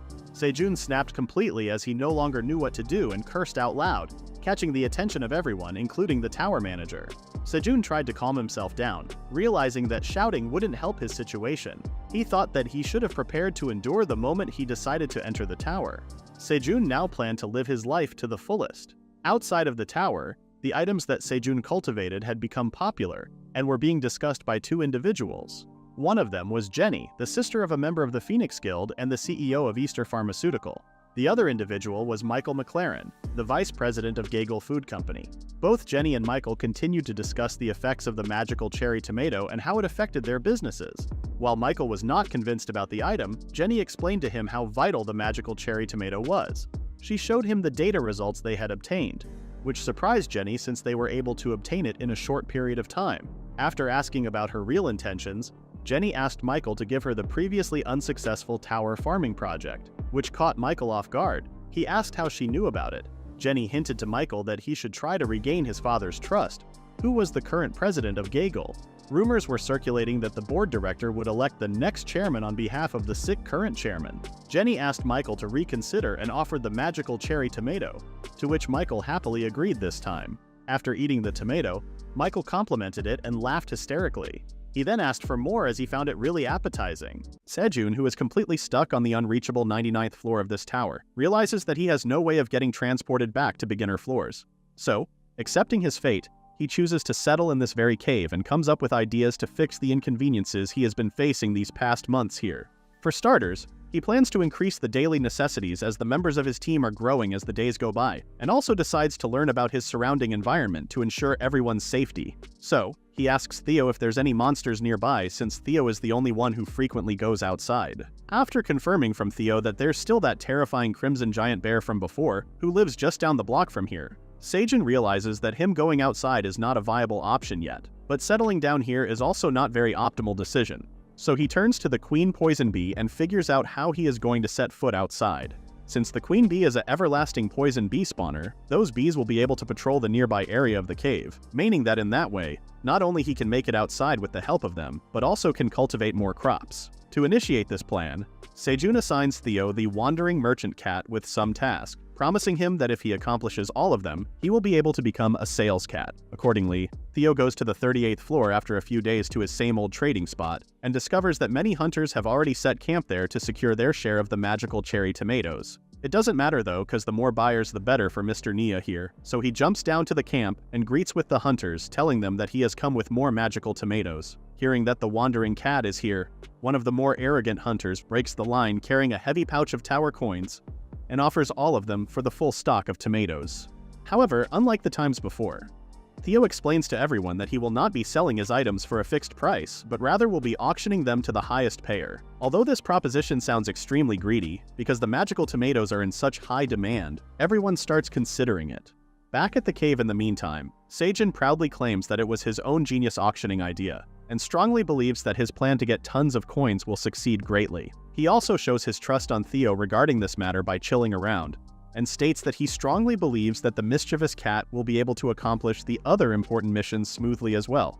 The system menu suddenly appears, coming with the tower manager's message that he has asked for a glass of magical cherry tomato mixed with honey in exchange for a job-related skill. Of course, Sejun shows his disinterest in this quest, but as the tower manager insists that the job-related skill will be greatly useful for him, he agrees to make her one and starts off the juice-making process using tomatoes and honey. Then, he sends it to the tower manager, who this time reveals to us that she is just a lowly dragon with the typical protagonist obsession. Miss Dragon becomes mesmerized by the taste of the drink, and quickly sends Sejun the special beekeeping job skill as a reward. This skill apparently lets the user basically become the owner of the bees, which means that Sejun will now have full command over the poison bees. He thanks the tower manager for such a great gift, but at the same time he insults her, calling her a winged pig, ruining her mood entirely. Going back to the 38th floor, Theo rounds up all the hunters who, although showing their hesitancy at first because of their desperation to lose weight or make their loved ones lose weight, start bidding one after the other. However, none of the hunters manage to beat one guy who doubles their bid amount, revealing himself to be Michael, the vice president of Gagel Pharmaceutical Company, who is widely known as the Master of Hunters. With 2 more rounds of auctions left, it is now certain that Mr. Money in the Bank is going to buy it all. Just as expected, Michael outbids everyone with his hard work, and leaves everyone realizing that even when they are awakened, they will always be broke compared to a multimillionaire. Even in the 3rd round, no one stands a chance, as Michael buys all of Theo's magical cherry tomatoes for a total of 300 tower coins. While Michael and his team head back to the 1st floor with everything loaded up, the 2 Churu girls from before approach Theo again, and one of them, Suha, asks Theo for a picture again in exchange for a Churu. But unlike last time, Theo rejects her offer, being a proper sales cat, and tells her that if she gives him coffee, salt, and pear instead of churu, he will let her take a picture with him. With the 2 girls easily agreeing to his conditions, Theo reveals that this condition was originally an idea of Sejun as well, because he was the one who had wanted to have a taste of coffee and spices. So, with this job done, Theo becomes excited as he can now spend more time on Sejun's lap, and happily lets Suha take a picture with him. Not only that, he even lets both the girls feel his soft little paws, getting them overloaded with his cuteness. Now that this mission is complete, Theo reveals that he has only one mission left, so he initiates it by approaching Suha, who seems to be busy uploading the picture she just took on Instagram, and first asking her whether she is from the Republic of South Korea. After confirming that she is, he tells her that he will be needing her help specifically. On the other hand, the poison bees are happily pollinating the flowers while the lazy farmer Sejun is lazing around and meditating. He gets happy as he suddenly gets tons of notifications from the system board stating that his beekeeping skills are leveling up. He explains to us that the queen bee has started spawning again, and because of that, the bee population has begun to increase, making it even easier for him to level up his beekeeping skill. Because of the increase in level, the system has now allowed him to upgrade his beehive possessions from 1 to 2, which means more honey for everyone. With everything blooming, Sejun celebrates with the rabbits by treating them to agility carrots, which not only increase agility but also break fat and improve vision like the cherry tomato, which also means that it will become another reliable income source. So he starts harvesting more carrots, when suddenly the system announces that he has reached level 10 as a farmer, and assigns him an ascension job quest that will allow him to unlock new class traits. According to what Sejun has heard previously, normal hunters receive combat-related missions as part of their ascension quests, but since he is the only farmer in this tower, his quest is surely different from others. And as he accepts the quest, he gets tasked with expanding his farming area to 50 square meters, a relatively easy task. After completing the quest in the blink of an eye, Sejun jumps to level 11 and also acquires 10 tower coins as a reward. Additionally, he also acquires one job trait, which allows him to get experience points every time he creates 1 meter square of a crop field. As the quest is successfully done, everyone starts heading to their homes to take a good long break, when suddenly Mama and Papa Rabbit lock the door on the kids, leaving them in the open field with Sejun for no reason. Sejun doesn't understand why is this phenomenon happening again, and realizes that Mama and Papa Rabbit must have done so in order to help these children in their adult bodies to become independent. But Sejun also understands that it is too late for all of them to dig their own homes, so for tonight, he allows them to sleep with him and takes a good night rest. On the other side, the hunter group leader Kim Dong-shik gets upset over the fact that he couldn't attain a single cherry tomato for his daughter, and sulks alone. Suha approaches him along with Theo, who first confirms if the guy is the leader of the people who came from Korea. After confirming that, the sly cat proposes to make a contract with Dong-shik, leaving everyone wondering what the mastermind behind the scenes is up to now. Theo hands Dong-shik a contract letter that states that Dong-shik will have to send 50 million to the family of Park Sejun and tell them that Sejun is doing well, all in exchange for 50 tower coins and 200 magical cherry tomatoes. As Theo shows Dong-shik the tomatoes, he gets tears in his eyes as he now can give them to his daughter and can be called the best dad by her. So he of course unhesitantly accepts the deal, but he can't help but wonder who this Park Sejun even is, and why can't he go out of the tower to meet with his family? However, Theo can't just tell him that Sejun is stuck on the 9th floor, as it is a top secret, so he goes with the answer that he is just running errands for Sejun and doesn't know everything, which is not far from the truth. Theo also includes a lie saying that Sejun is from the 40th floor, making Dong-shik assume that since no one else has reached that floor yet, these magical tomatoes can probably be found there. Theo doesn't confirm his assumptions and only tells him that Sejun is a man full of secrets. Hearing all of this, Dong-shik gets agitated as he imagines Sejun as an overpowered solo hunter who doesn't belong to any guild and perhaps is the most talented man in the tower. But that is far from the truth, as the protagonist is just an NPC farmer. Being the leader of a guild, Dong-shik decides to be in touch with Theo so that he can get more leads on this supposed super talented hunter, hoping that one day he will be able to convince Sejun to join his guild. With these hopes up, Dong-shik accepts the contract and promises Theo to return in 10 days with the good news. Back at the cave in 99th floor, the rabbits shows that they have already built their own personal huts and are fully ready to live on their own. Sejun commends all of them for their hard work, but regrets the fact he himself doesn't have a house yet. In any case, he throws a housewarming party for the rabbits and raises a toast for the hard-working companions. He thanks everyone for their contribution to his farm, and judging the fact that the Mama Rabbit and Papa Rabbit are all touchy-touchy, he realizes more rabbits are soon to join his farm family. Like every other time, the system menu appears out of nowhere, notifying Sejun that the monthly seed store is now open, and this time, it offers him one out of strawberry, potato, and lettuce seeds. Of course, seeing the lettuce, Sejun gets cravings for eating burgers, but because he has no source of meat excluding the rabbits, he passes on the lettuce seeds and chooses to have potatoes, as they are the best source of carbohydrates. After almost getting crushed by a giant bag of potatoes, Sejun begins dreaming of steaming and boiling these potatoes to make pancakes out of them, and everyone gets super excited over his food enthusiasm. But he decides to rest for today, and encourages everyone to plant all of these potatoes the very next day. Meanwhile, Theo goes back to his home, the Central Merchants District, without informing Seijun, and finds himself negotiating with a shopkeeper for a mere frying pan. After successfully buying his first item without getting scammed, he gets proud of himself and thanks his personal tutor, Seijun, for teaching him how to hustle like a true Asian. While walking down the streets proudly, the cat runs into his good old scammer friend Scarum, who looks to be in the middle of scamming another poor cat like him. And since Theo doesn't want anyone else to get into the trouble has been in thanks to Scarum, he confronts the sly goblin, telling him to put a stop to his foolish antics. As he calls out Scarum first acts as if he is an old friend of Theo and offers him some nice food, acting like a nice guy. However, Theo knows that Scarum is surely up to no good again, so he tells Scarum to stop acting like they are close to each other and makes it clear to the other beginner merchant that Scarum here is a complete fraud. Scarum claims that he only offered Theo great items at an affordable price just because he pitied him, but that is obviously a lie, so Theo again tells the beginner merchant not to fall for it, and reveals to him that the item Scarum just gave him is just an ordinary tool from the outside world and doesn't have any magic inside it. Scarum, of course, tries to get out this situation, but Theo keeps accusing him and even calls the guards, saying that Scarum here is a fraud who is in the middle of deceiving a beginner merchant. As Scarum starts running away from the approaching guards, Theo gets relieved as he has successfully saved a fellow beginner merchant, and after making sure that he is alright, he takes his leave from there. But the beginner merchant reveals to us that he is not a merchant at all, but an undercover cop named Agent Zerath, who was in the middle of arresting Scarum for fraudulent activity. Zerath calls his subordinates and scolds them for not seeing this coming beforehand, telling them to send him 100 letters of apology as their punishment. To give context, Zerath and his police force has been lately receiving a number of reports about a fraudulent merchant, and after a long time, he was able to track down that fraud goblin Scarum. However, because of Theo's interference today, his chance of an on-the-spot arrest has failed. So he will have to revise his plan again and decides to look into Theo's files to find out how he is connected to Scarum.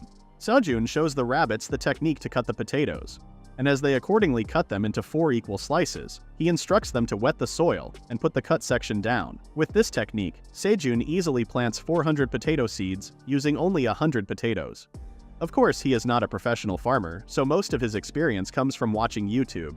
Now that he is done planting potatoes, he decides to dig some sweet potatoes. But before doing so, he reminds the rabbits that they will have to remove the sweet potato vines, as those vines will be used to make sweet potatoes again. The rabbits accordingly do all the work for the lazy protagonist, and once their work is done, they celebrate by doing a weird victory twerk dance. Seijun doesn't judge them at all because his living with rabbits is the weirdest thing of them all.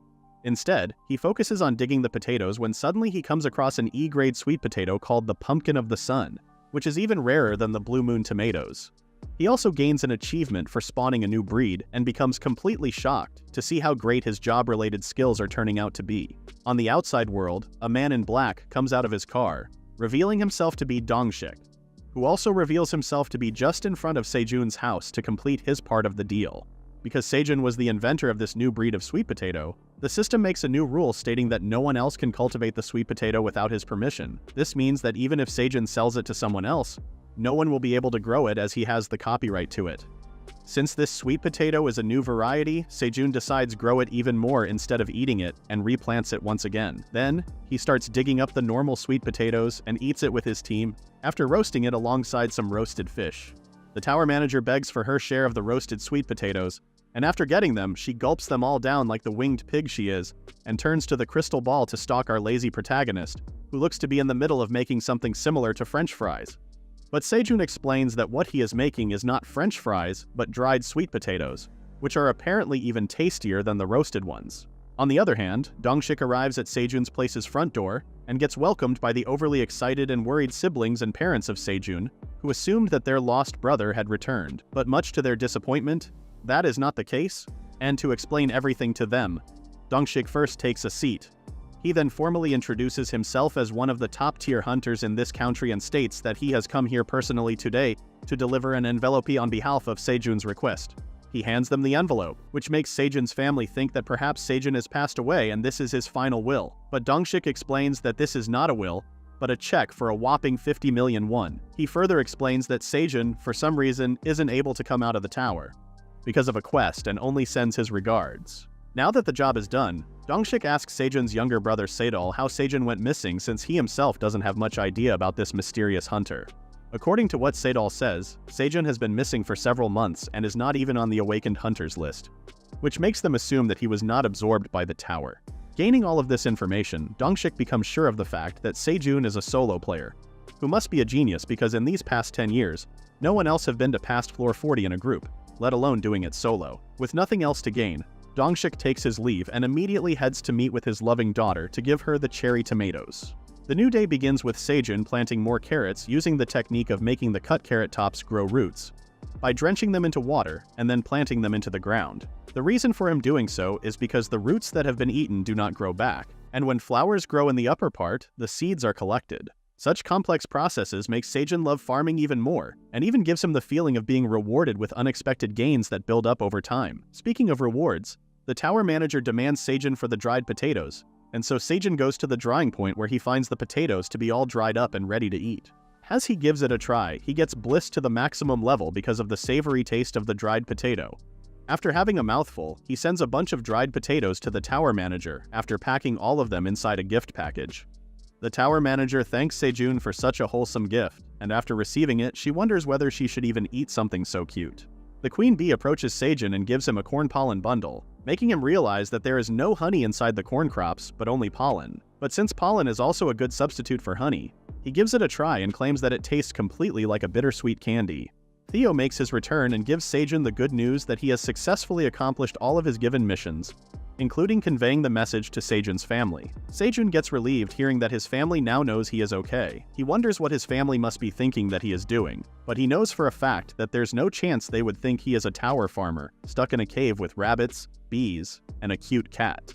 After thinking about it, Sejun remembers that his dad had a knack for farming, and believes that he has inherited his farming skills from his father. Sejun also remembers his mom who had always cooked delicious meals for him, and recollects his memories with his family. His companions come to comfort him, as they realize he must be feeling lonely, and makes him realize that he is not alone, but has a family here as well. Seljun becomes happy again seeing them all together, and moves back to the main topic, asking Theo how much he has earned this time. Theo explains that he has used 50 tower coins for the contract fee, and 14 coins for the errand guy, and still has 208 tower coins left. He also brings out the kitchen utensils that he brought back to his home district, explaining that he bought these also for Sejun. Sejun becomes delighted to see something modern for once, and gets even more amazed to see that the trusty cat has bought him a dagger as well. He looks at the stats of the dagger and finds it to be unappreciated, which, according to the system, means that it cannot be used recklessly for some reason. Of course, this is a fake message because the tower manager actually wants to see the dagger for herself, and as Sejun gives it to her in disappointment, she appraises it for him and assures him that it isn't an item that will cause him harm. After getting it back, Sejun appraises it and finds out that it is named equipment, which apparently makes it a very expensive item in the outside world, because named equipment is, for some reason, rare and precious. Learning all of this makes Sejun realize that Theo is really a talented little kitten, so he decides to make even better use of him. Anyway, he begins practicing with his dagger for now on the green onions, and thanks sales cat Theo for bringing such great items. Theo doesn't get satisfied with a mere thank you, so he brings out the seasonings that Suha gave him earlier, and gives them to Sejun to get more praise. Sejun, not believing what's before his eyes, picks up the pack of salt and tries it out, which makes him gasp for air and overreact even more after tasting the essence of pepper. After acting like seasonings are something from heaven, Sejun thanks Theo again and agrees to pet him for 24 hours. It is worth mentioning that Mr. Chonky Rabbit seems to already be using the salt on a carrot. Anyway, the next morning Sejun prepares a tasty barbecue with fish, onions, and salt, and invites his entire farm family for the feast of a lifetime. The normal rabbit finds the pepper to be spicy, but not the warrior rabbit, because he has more resistance to it. On the other hand, Theo shows his disinterest in mixing fish with other stuff and only demands pure grilled fish with no seasonings. Both parties agree to disagree and proceed to eat their own favorite meals. Afterwards, Sejun and the rabbits do their daily routine of nurturing and harvesting the cherry tomatoes, and while doing so, Sejun finds out that his dagger is not only a combat item, but also a handy farming tool because it has the attribute of increasing all skills by 5% when using it. So, Sejun thanks Theo once again for bringing such a great tool to him, and as a reward, he makes him also do the harvesting work. Theo does his part of the work quickly so that he can leave, and as he starts walking away, Sejun stops him and assigns him more work, telling him to stop by the place where he bought the kitchen utensils from and bring more items for him from there. With Theo gone, Sejun keeps harvesting cherry tomatoes to gain more experience when suddenly he realizes that the rank of these tomatoes has increased because of his farming level, meaning that the tomatoes have double attributes in them now, making them even more valuable. He realizes that maybe because he is now a D-ranked farmer, his crops have also become D-ranked. While he and the others are busy harvesting these new materials, the tower manager enters her treasury room, where she reveals to have a beautiful ice statue of hers put on a pedestal. But she breaks that valuable item, and replaces it with the plastic-wrapped sweet potato fries that Sejun gave her earlier, meaning that this mere fry is more valuable to her than the extremely costly ice statue. She shows herself to be completely obsessed with the human and stalks him again using the crystal ball, even though he is just minding his own business and peacefully taking a nap. She reveals that the place Sejun currently resides is completely infested with monsters, and she has been the one who has been protecting him all this time at night by scouting this area. But before she can go to the 99th floor again to do so, she sees that a baby monster Crimson Bear has approached Sejun. So she quickly wakes him up through the system and also asks the baby bear to go away. But the baby bear accidentally falls from the edge and lands safely on Sejun's hands, who becomes overloaded by its cuteness. Sejun instantly realizes that it's the baby of the same monster he saw during the blue moon a few months ago, and wonders how such a fiery monster's baby is this cute. The tower manager asks Sejun why he saved this monster, knowing that it is dangerous, and instructs him to quickly send it out of the cave as its mother is certainly nearby and looking for it. Sejun doesn't think it will be okay if he sends it away because it's just a baby, and believes that it would be better if the mother came here and picked it up herself. However, the tower manager disagrees with Sejun and informs him that the crimson giant mama bear is a gluttonous monster and will eat all the food in the cave. Sejun, of course, doesn't pay attention to the tower manager's warnings and accepts the baby bear as a member of his farm family because of its cuteness. He introduces the baby bear to everyone and specifically asks the queen bee to give it some honey, because bears naturally love honey.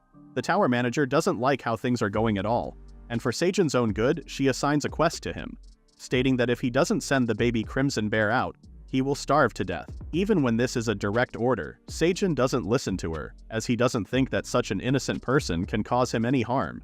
So the tower manager takes the quest down and tells Sejun to do whatever he wants. In the midst of their argument, the baby bear falls asleep, so Sejun lets it sleep with him today and decides to send it back the next day. But unfortunately for him, the baby bear is also a gluttonous monster, and when he wakes up the next morning, he finds out that the baby bear has gulped down all of the items from the storage and has even grown double in size because of eating so much. Sejun realizes his mistake and regrets not listening to the tower manager, so he quickly apologizes to her and finally considers sending it away before it destroys his entire farm. But he has still yet to come up with a way to send it out, and because the most basic way to climb someone out of a high wall is to tie them up, he makes a rope using green onion leaves and ties the baby bear with it. Then, with the help of the rabbits and the bees, he pulls out the bear from the cave and sends it away, telling it to return to its mother. Because Sejun finally listened to the tower manager's commands, she sent him a job-related skill reward named Seed Gathering that increased the chance of obtaining better seeds when harvesting crops. A few days later, he once again returns his farm to its former glory. But unfortunately for him, the baby bear returns again, this time with its mother. Sejun gives up on his life, assuming that the mama bear has come here to eat him, so he gets on his knees and begs her not to eat him, saying he's not tasty and only eats boring tomatoes. However, the mama bear is not here to eat him, and the tower manager confirms that as well, saying that the mama bear is actually here because it wants more honey to feed its baby. According to the manager, the mama bear also promises to protect the surrounding area for Sejun in return for the honey, which is a great offer. So Sejun, of course, happily agrees on the deal, and gets on his paws to get outside the cave for the first time and see the actual world of this tower for the first time ever. As he looks around, he finds himself near a mountain area, and becomes totally amazed by the view of this place. In this distance, he sees a huge beam, which, according to the tower manager, is a waypoint that allows hunters from outside the tower to move between floors. This means that if Sejun manages to use the waypoint, he will be able to leave the 99th floor and get out of the tower.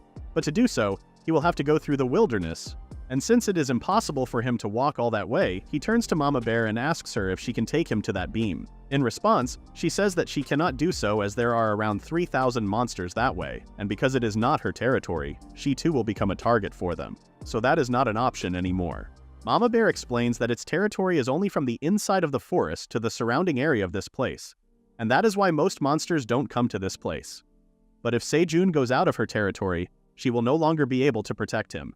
With that being said, Sejun discards his idea to escape momentarily and brings out a bottle of honey for the cub bear as per the deal. Sejun also offers the mama bear some, but she says she is fine, and thanks him for helping its cub grow so much in a single day. She also adds that there is nothing to eat in this environment, so she is grateful to Sejun for feeding its cub honey. This also means that the mama bear has been starving, and because she has now become Sejun's friend, he offers to cook some food for her.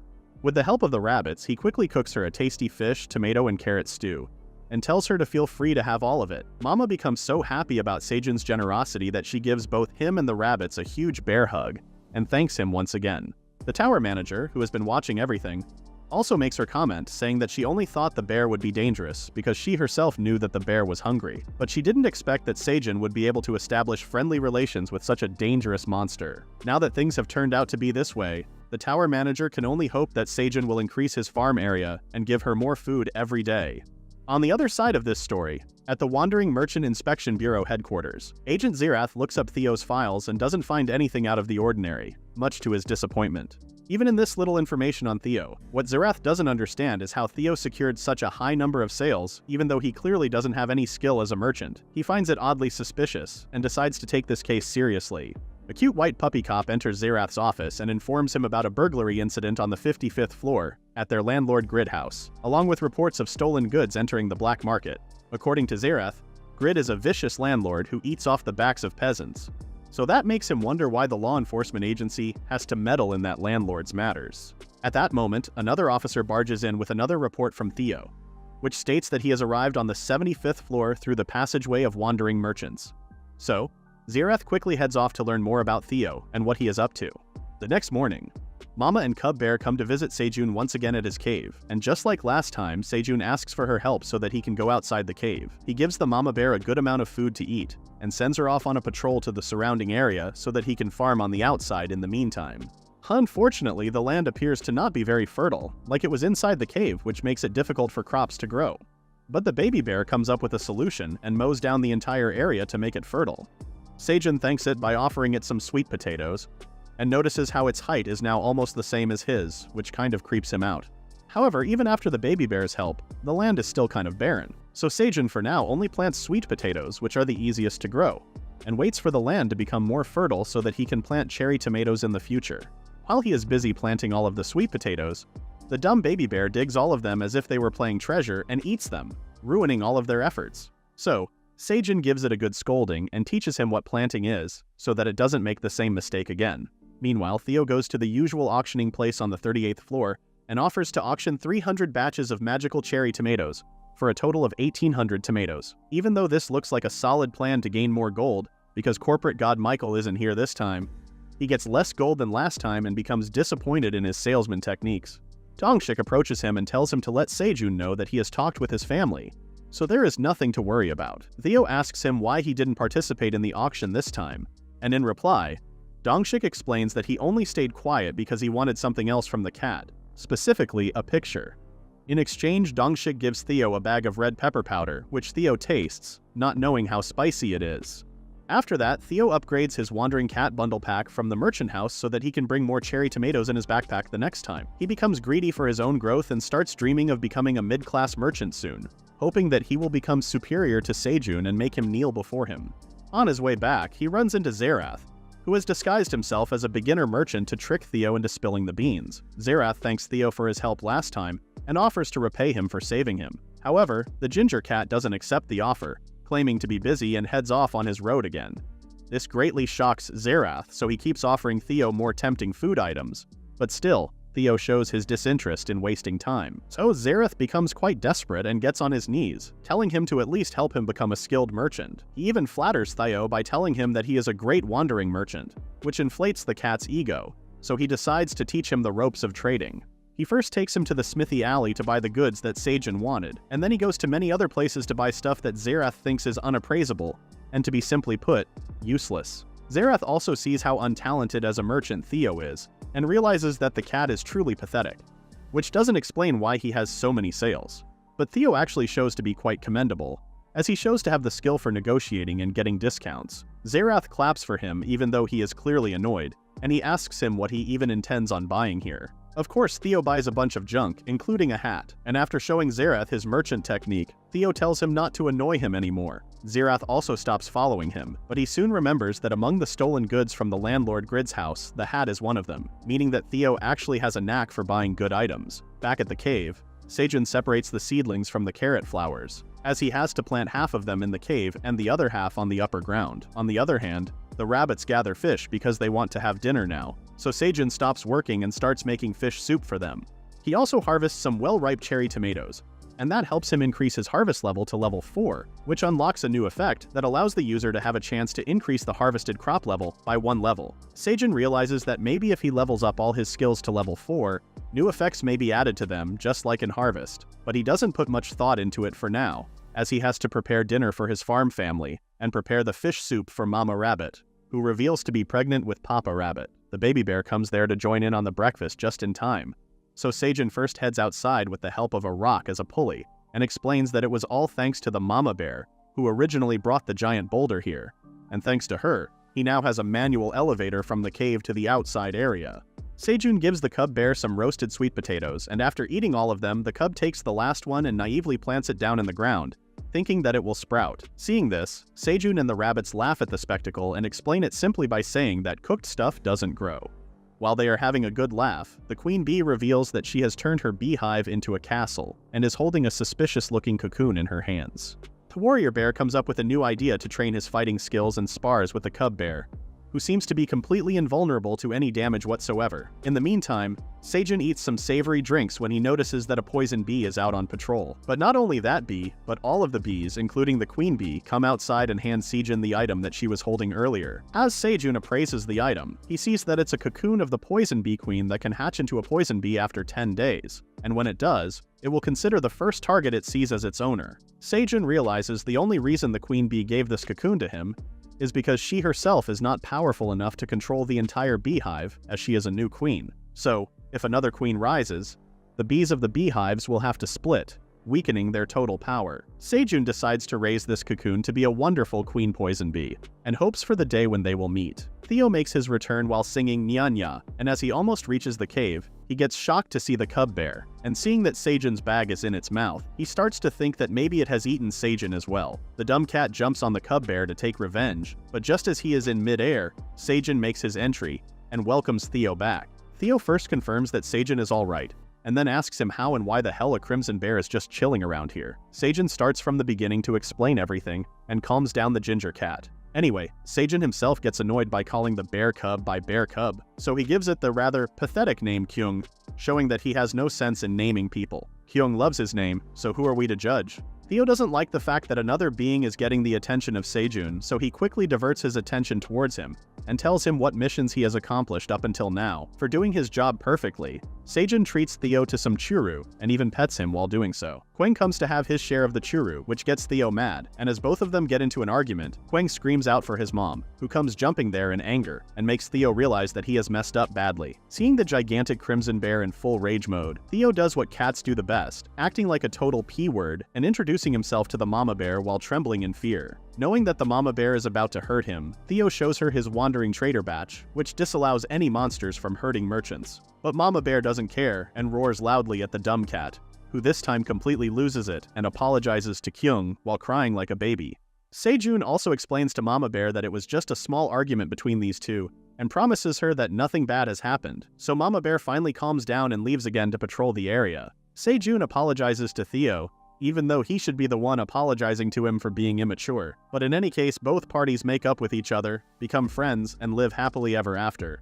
While all of them are asleep, Mama and Papa Rabbit come out of the cave and put their right hands right into Theo's pouch. The Papa Bear brings out the hat that Theo has bought from his home district and puts it on, but seeing that it is too big for him, he then gives it to the sleeping Seijun, who is the rightful owner of it. While Seijun's farm family is sleeping in peace, somewhere in another chaotic dimension, many dragons seem to have gathered around a powerful man named Kaiser, who is desperately trying to open the tower. The person named Anton Fritani tells the man to calm down, but the man explains that he cannot sit around when Aileen is all alone. Of course, Aileen is the tower manager, which means that this man and Anton are dragons as well, which also opens the doors for Aileen, the tower manager, to become a love interest of Seijun. According to Kaiser, it has been 10 years since the last seizure of Aileen, but even after getting the medicine, he hasn't been able to open the portal for some reason. medicine. Moreover, the emergency system of the tower apparently doesn't work either, which leaves no way for him to cross over inside. Anton tells him not to worry and assures him of his trust in the Fratani Great Dragons. For context, the tower manager Aileen's cabin is at the center of all the magic that supports the tower. Furthermore, dragons like Aileen take turns managing the tower and using this place in order to get stronger. But according to Anton,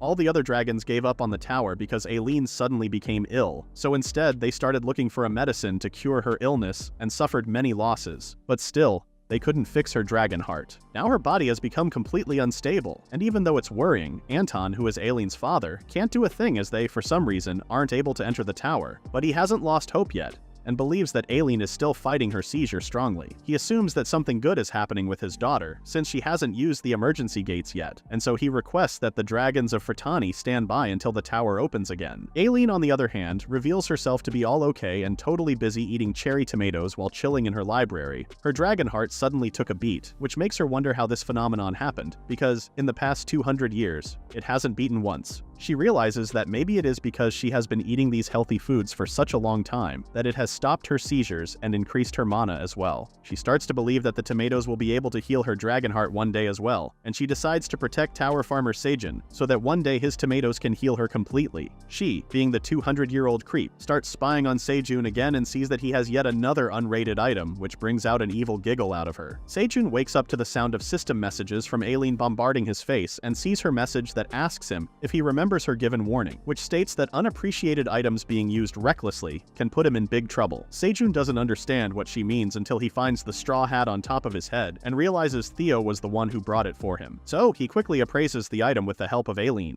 and as he gives the hat to her, she uses her appraisal skill on the hat and realizes that the item is quite excellent this time. But she doesn't want to give it back for free, so she asks for crops full of blue moon energy in exchange for the appraised hat. Seijun agrees to the deal and thanks her for always helping him. Because both of them now share quite a friendly bond, Aileen shares her full name with him, telling him that it is a great honor for the ones who know her true name. Although Seijun doesn't care, he thanks Aileen for sharing her name, and Pinky promises her to give all of his crops full of the energy of the blue moon during the next blue moon. With their first promise being held, Aileen sends Seijun his hat back, which turns out to be an artifact. The system shows that this artifact is specifically made for farming, and has the unique skill of protecting Mother Earth. Not only that, this artifact is apparently one of the only 10 artifacts in the tower, making it an extremely rare and valuable item. Seijun eagerly wears it, and after the hat confirms that he is a farmer, the artifact's grade level increases to Seijun's farmer level, D, and also adds 2 more skills called Farmer's Body and Good Harvest. In the case of the first skill, Protection of Mother Earth, this skill grants protection to the farmer's all-owned farmland. Next, a farmer's body increases the wearer's stats by 3, because a farmer's body always has to be story. And lastly, a Good Harvest raises the probability of having a good harvest. Simply speaking, the skills of this straw hat are truly amazing, and Seijun also thinks the same, so he thanks Theo for having gold hands. He even kisses Theo's gold hands, and promises him that he will pet him for 1 whole week. Later at the cave, everyone gets tensed and silent as it is Mama Rabbit's delivery time. The sickle rabbit comes out holding 3 baby rabbits, and Papa Rabbit comes out with 3 more, bringing a total of 6 new members to this farm family. Theo realizes that he has become an uncle, so he gives his precious churu to these newborn rabbits, even though normally he shares them with no one. So, everyone should have a good laugh about it. Meanwhile, at the waypoint of floor 99, a mysterious beastman reveals to have set path here along with his army, ready to find his prey in the next blue moon. This beastman reveals himself to be this floor boss, the king of horses and cows, and is most definitely looking for the tower farmer for plot reasons. Soon after, Seijun's farm begins blooming with flowers and crops, and even his harvest increases by 50% because of the farmer hat artifact effects. Theo tries to be a responsible uncle and constantly keeps the newborn rabbits away from danger by always sticking by their side. Being the cool uncle, Theo goes out on a short adventure with the baby rabbits and gets the approval of the mama and papa rabbits as well. With everything going smoothly, the day of the blue moon arrives, when all of the monsters are forced to become enraged. So everyone, along with Theo, makes the necessary preparations to hide from the blue moon's light, and as it begins, a loud noise pierces through Seijun's ears, making him wonder what kind of monster is responsible for such a loud roar. He tries to put tomatoes in his ears as an earplug, but even that doesn't work. And as the noise comes closer, it becomes clear to him that these are the cries of cows, making him wonder what cows are doing here on the 99th floor. He quickly forgets about the noise as his attention diverts towards his crops, which are constantly affected by the blue moon. Hoping for a good harvest, he takes a nap, and the next day, he goes outside with Theo to check if the outside field is safe as well. Unsurprisingly, he discovers the entire surrounding area to be torn apart and completely destroyed, possibly by the cows. And judging by the huge footprints, he realizes that they must be extremely strong. But Sejun, as usual, finds something useful even in this disaster, as he realizes that because of all this digging and dirt piling, the mysterious cows have done him a huge favor, as the dirt pile has better soil than the usual barren soil. Thanks to them, Sejun finally believes that he can now turn this barren area into a bountiful field, and to make his dream a reality, he will first have to refill the holes made by the cows with this fertile dirt. But because forklifts do not exist in the tower, Sejun wonders how he should do so. Aileen sends him a message telling him to return to the cave quickly, as the outside area is dangerous since Mama and Kyung aren't there. Sejun also remembers that he has made a promise to Aileen, so he quickly returns to his base and harvests all of the blue moon crops, including the blue corn and blue tomatoes, and sends them to her. Aileen eats them all at once, hoping it will make her dragon heart pound again, but instead of working, it causes a side effect and makes her fall to the ground abruptly.